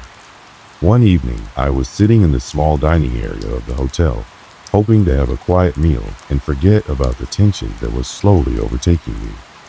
The staff had been pleasant but distant, and I couldn't help but notice how empty the place felt. There weren't any other guests, and the silence weighed heavily on my shoulders. My spoon clinked against the side of my bowl as I stirred my soup, the sound far too loud in the otherwise quiet room. Suddenly, there was a loud bang from upstairs, so abrupt that I almost dropped my spoon. I froze, staring toward the ceiling. It wasn't the usual creak or groan of the building. It was something much heavier, more forceful. I stood up, my heart racing. Was someone else here? I hadn't seen any other guests, but what if the hotel had opened back up to the public? I walked over to the stairs, my footsteps echoing through the emptiness. The stairwell was dimly lit, and the hallway at the top was shrouded in shadow. I reached the top and looked around, but the hallway was still. My breath came out in short, nervous bursts, but there was no one to be seen. The quiet was suffocating. I felt my hand hover over the doorknob of the room at the end of the hallway, but something held me back. It was like a cold hand pressing against my chest, warning me to turn away. I stepped back, my nerves on edge. As I turned to leave, I heard it again, faint at first, like a distant hum. It grew louder until it sounded almost like whispering. I jerked my head around, but there was no one there. I couldn't make out any words, just a strange, low murmur that seemed to vibrate in the walls themselves. My instinct was to leave, to pack my things and go, but something I couldn't explain kept me there. It was as if the hotel had gotten inside my head, twisting my thoughts, making me second-guess myself. Later that night, as I tried to sleep, the shadows in the room grew deeper. The walls seemed to close in on me, and that damned cold spot appeared again, It wasn't just in one corner this time, but it stretched across the entire room, seeping into every crack and crevice. The chill seemed to invade my skin, sinking deep into my bones. I pulled the blanket over my head, but it did nothing to ease the growing sense of dread. My eyes snapped open when I heard the sound of footsteps again. Slow, deliberate, and just outside the door. I froze, barely breathing, my mind racing. My gaze darted to the door, then to the window. Was someone out there? Could I escape if I needed to? I heard the sound again, a soft thud, like something heavy being dropped onto the floor. I didn't dare move, afraid that any motion would draw whatever was lurking closer. Then the door creaked, just slightly. My stomach turned in knots as I waited, counting every second that passed in the silence. Finally, the door creaked open, just enough for a sliver of light from the hallway to spill in. I didn't move, my eyes fixed on the narrow gap between the door and the frame. The air was thick with tension, and I could hear my heart pounding in my chest. Then, the light flickered.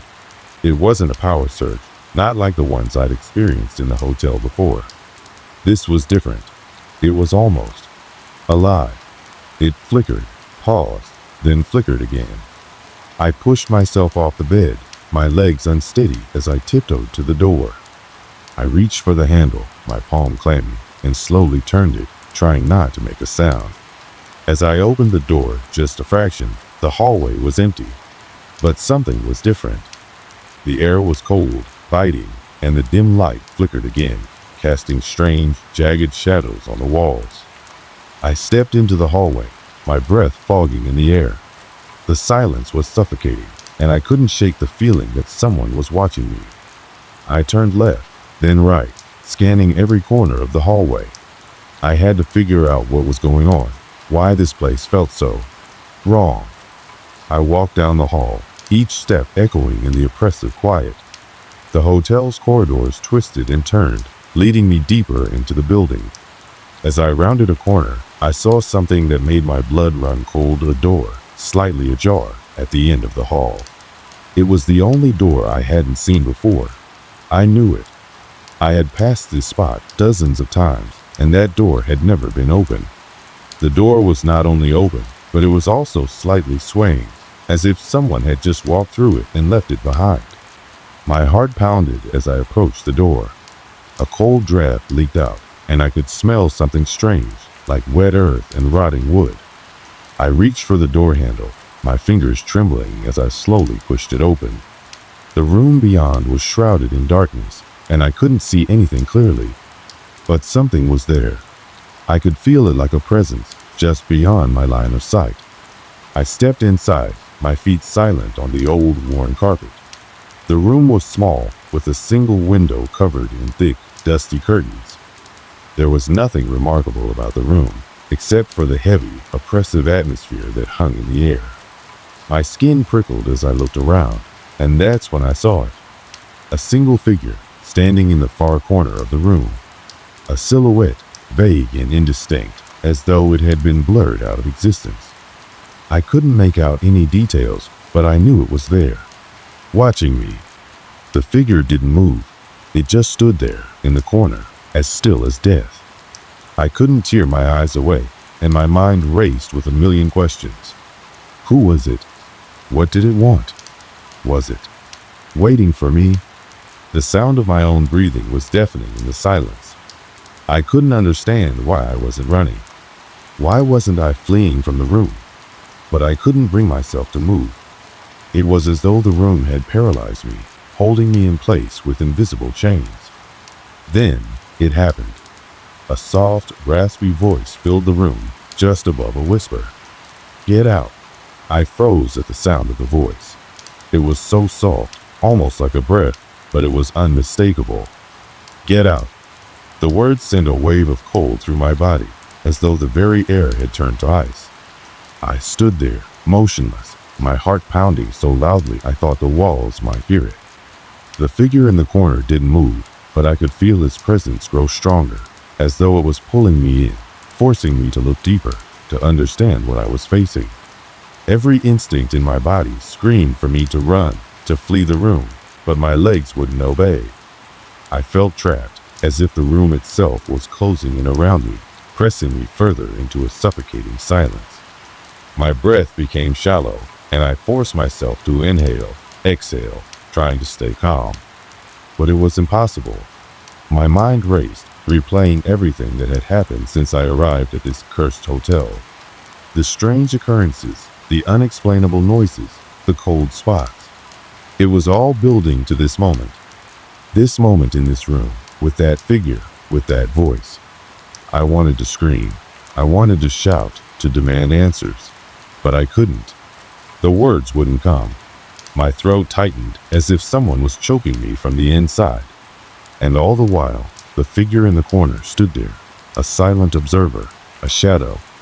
Its form was still indistinct, but I could feel its eyes on me, piercing through the dark, staring into my very soul.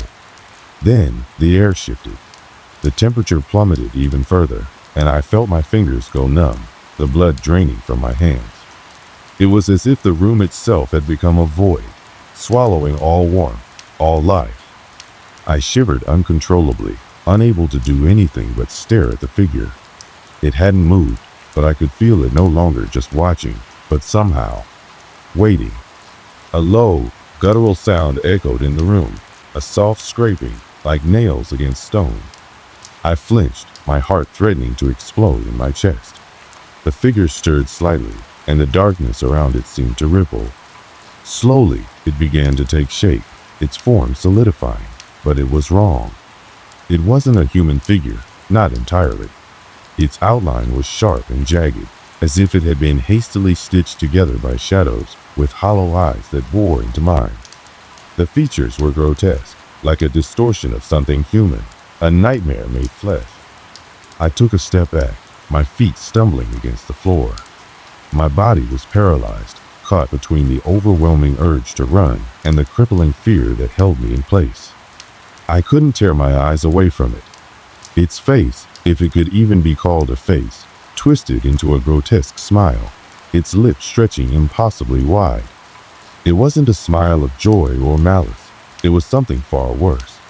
It was the kind of smile that conveyed a deep, abiding emptiness, as if this thing had no reason to exist other than to torment me.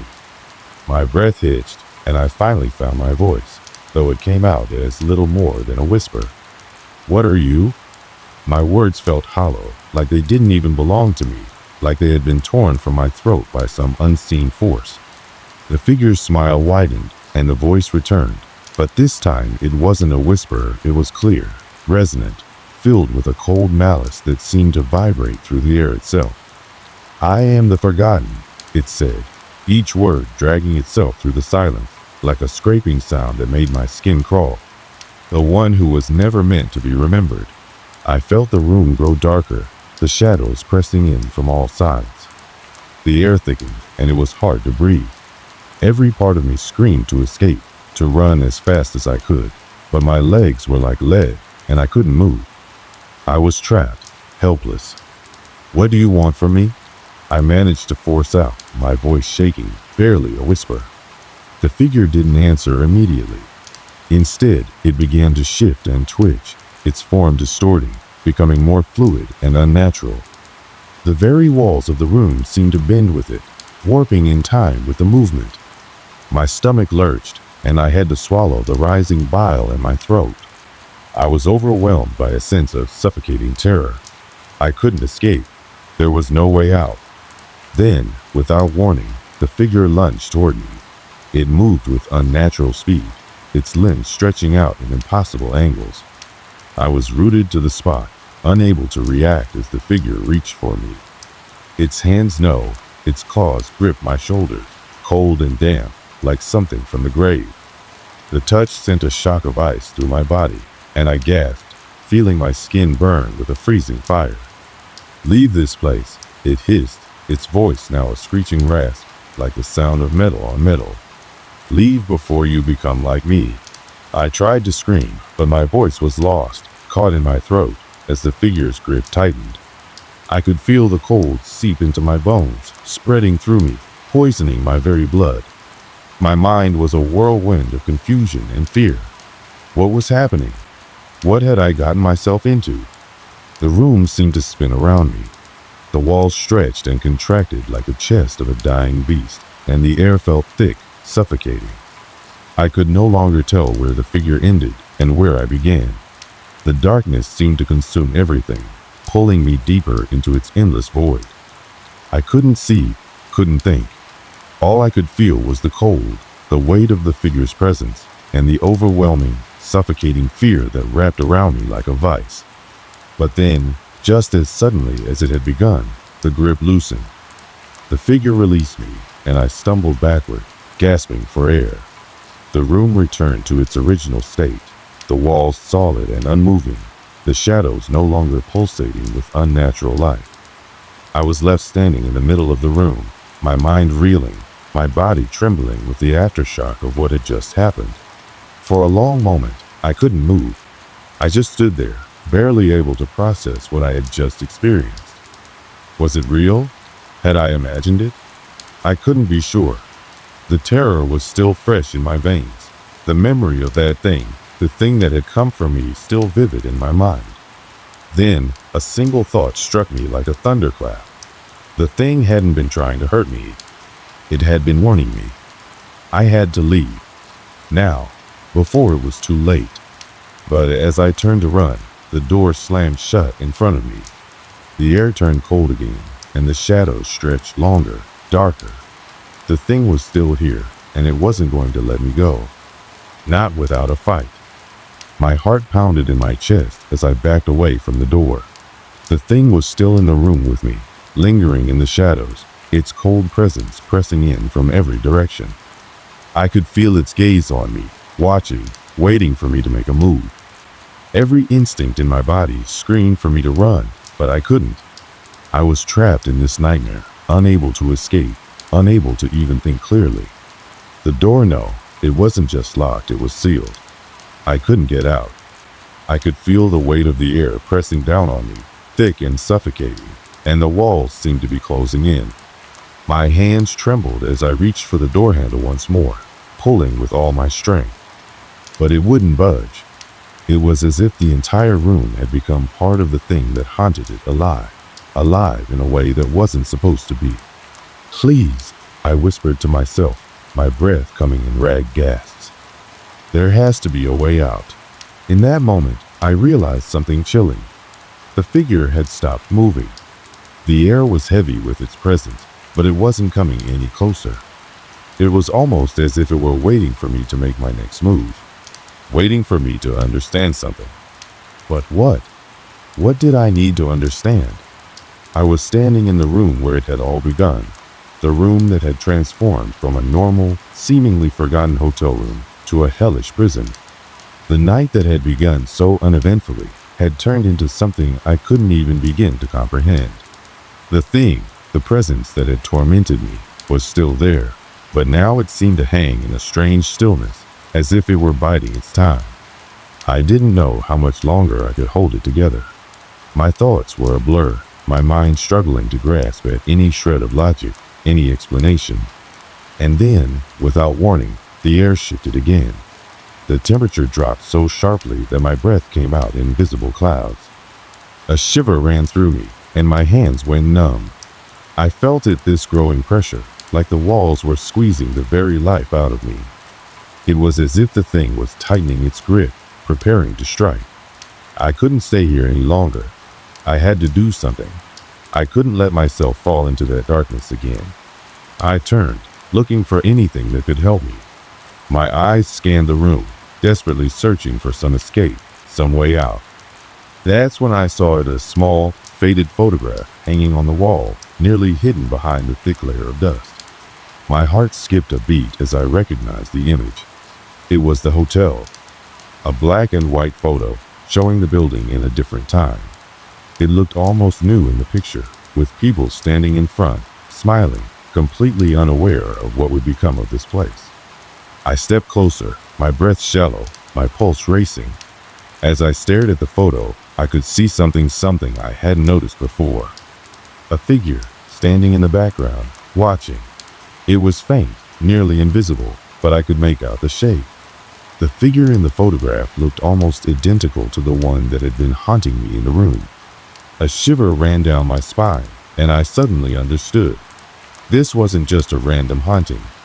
This wasn't some fluke or unlucky coincidence. No, this figure had always been here, tied to the hotel in a way I couldn't fully grasp. It had been waiting for someone like me to come along.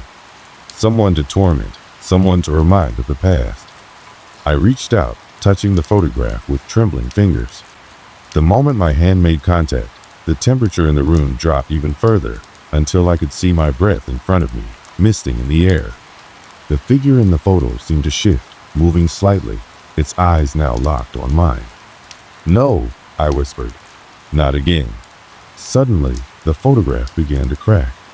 The glass shattered, falling to the ground in pieces, and I stumbled back, heart racing.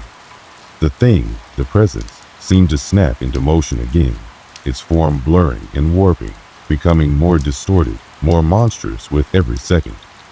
It began to move toward me, its shape flickering like a broken television. I backed away from the photo, my heart hammering in my chest. I could see the exit now, just beyond the figure. But the thing was between me and the door. It was closing in, its presence suffocating, filling the room with a terrifying weight. I couldn't let it stop me. I couldn't stay here, locked in this nightmare forever. My mind raced, searching for anything, any way to get out. And then I remembered. There was a window. It wasn't the most ideal option, but it was all I had left. I turned and ran toward the window, my feet stumbling as I rushed across the room. The air felt thick, almost like a physical barrier, but I forced myself to keep moving. The figure was gaining on me, its claws extending, reaching for me, but I pushed forward. I threw myself against the window, slamming my hands against the glass. For a moment, it felt like I was hitting nothing but air, like the window wasn't even real. But then, with a loud crash, the glass shattered, sending shards flying out into the night. I didn't stop to look at what had happened to the thing, didn't stop to see if it was still there. I just climbed through the window, out into the cold night air. I landed hard on the ground below, gasping for breath, my legs shaking beneath me. For a moment, I just lay there, staring up at the hotel, the darkness swirling around me.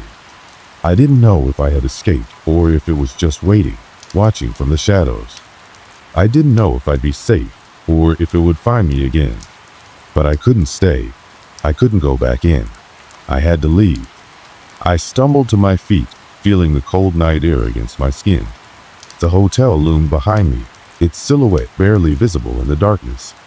As I walked away, my mind was filled with 100 questions, unanswered and burning. What had happened to that hotel? What was that thing? And why had it chosen me? But there was no answer. Not yet, anyway. All I knew was that I had to leave, that whatever had been waiting for me in that hotel would remain there. For now, at least. As I walked further from the hotel, I glanced back one last time, hoping to see the lights flicker on, to see someone else enter, someone who might be able to solve this mystery. But there was nothing. The building stood in the dark, silent and still. And then, in the distance, I heard it, the faintest whisper, carried on the wind. "Get out." It was that same voice. And it wasn't over. Not yet. As I walked further away from the hotel, the fog rolling in thick, muffling the world around me, I couldn't shake the feeling that I hadn't truly escaped. Every footstep felt heavier, as if the very ground was reluctant to let me go.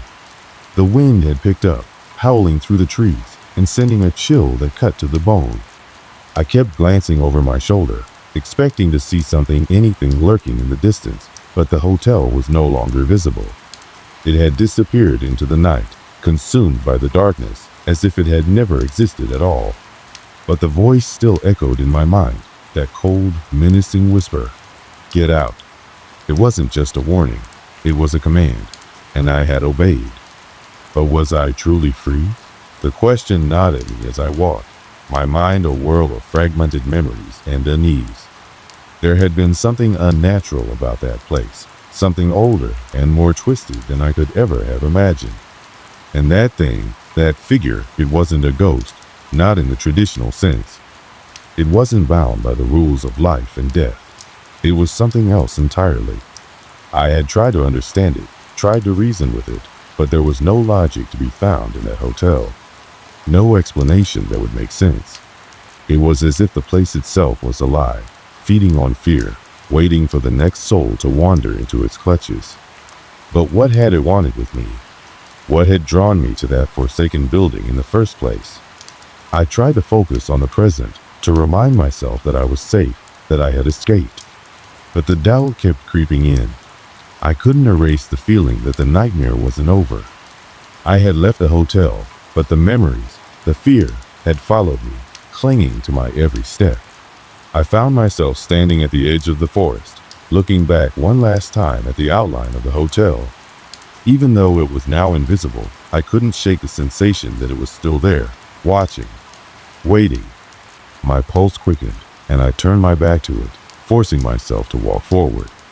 The wind howled again, and for a moment, I thought I heard the faintest sound of a scraping noise, distant but distinct. I froze, every muscle tensing. Was it coming for me? But no, it was just the wind. I exhaled slowly, trying to calm myself, and continued walking. My feet seemed to carry me further into the night without my conscious direction, as if the darkness itself were guiding me away from that cursed place. The next few days were a blur. I checked myself into a small motel in the nearest town, trying to find some semblance of normalcy. The room was cramped, the air stale, but it was a far cry from the suffocating presence of that hotel. Still, no matter how hard I tried to relax, I couldn't escape the gnawing sensation that something was wrong. The nightmares started soon after nightmares of the hotel, of the thing that had stalked me through its dark halls. Every time I closed my eyes, I could feel its eyes on me again. The heavy pressure in the air, the unmistakable feeling of being hunted, and the voice, always whispering, always commanding. Get out. I knew I couldn't stay in that town forever. I couldn't let my life be consumed by the memories of what had happened. But something inside me also knew that I would never fully escape. The hotel had left its mark on me, and I couldn't wash it away no matter how far I ran. It was like a scar on my soul, a constant reminder of the darkness I had stumbled into. I left the motel after a few days, but the feeling of being followed never quite left me. The world felt distant, unreal, as though I were walking through a haze. I knew that I couldn't go back to my old life, not the way things were before. There was no going back from what I had experienced. It wasn't until weeks later, while I was driving through the countryside, that I passed a weathered, hand-painted sign by the side of the road. It read, "For sale, the old Pinebrook Hotel." I slowed my car and stared at the sign, a shiver running down my spine. I had to stop. I had to know if it was the same hotel, the one I had fled from. I turned the car around, my hands trembling on the wheel. My heart raced as if the very sight of the sign had triggered something deep within me. I had to see it for myself. I drove down the narrow, winding road, the familiar feeling of dread settling into my bones with every turn. It didn't take long for me to reach it, the hotel, or at least what was left of it. It was even worse than I had remembered. The building was older, more dilapidated, as if time had ravaged it in a way that no ordinary decay could explain. Windows were broken, the walls were cracked, and the doors hung ajar, as if the place had been abandoned long ago. But even though it appeared empty, I couldn't shake the feeling that something was waiting inside. Something that had never truly left. I stepped out of the car and stood on the edge of the property, staring at the place. The air was still, unnervingly so, and the faintest rustling of leaves stirred in the breeze. For a moment, I thought I saw movement in one of the broken windows, just a flash of something, too quick to be sure. But I didn't wait to find out.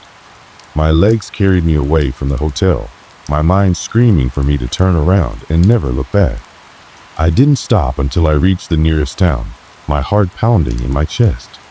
I didn't know what had driven me to go back to that place, but I knew now that I couldn't escape the hotel, not truly. It had marked me in ways I couldn't understand, and no matter how far I ran, I would always feel its presence lurking at the edges of my mind.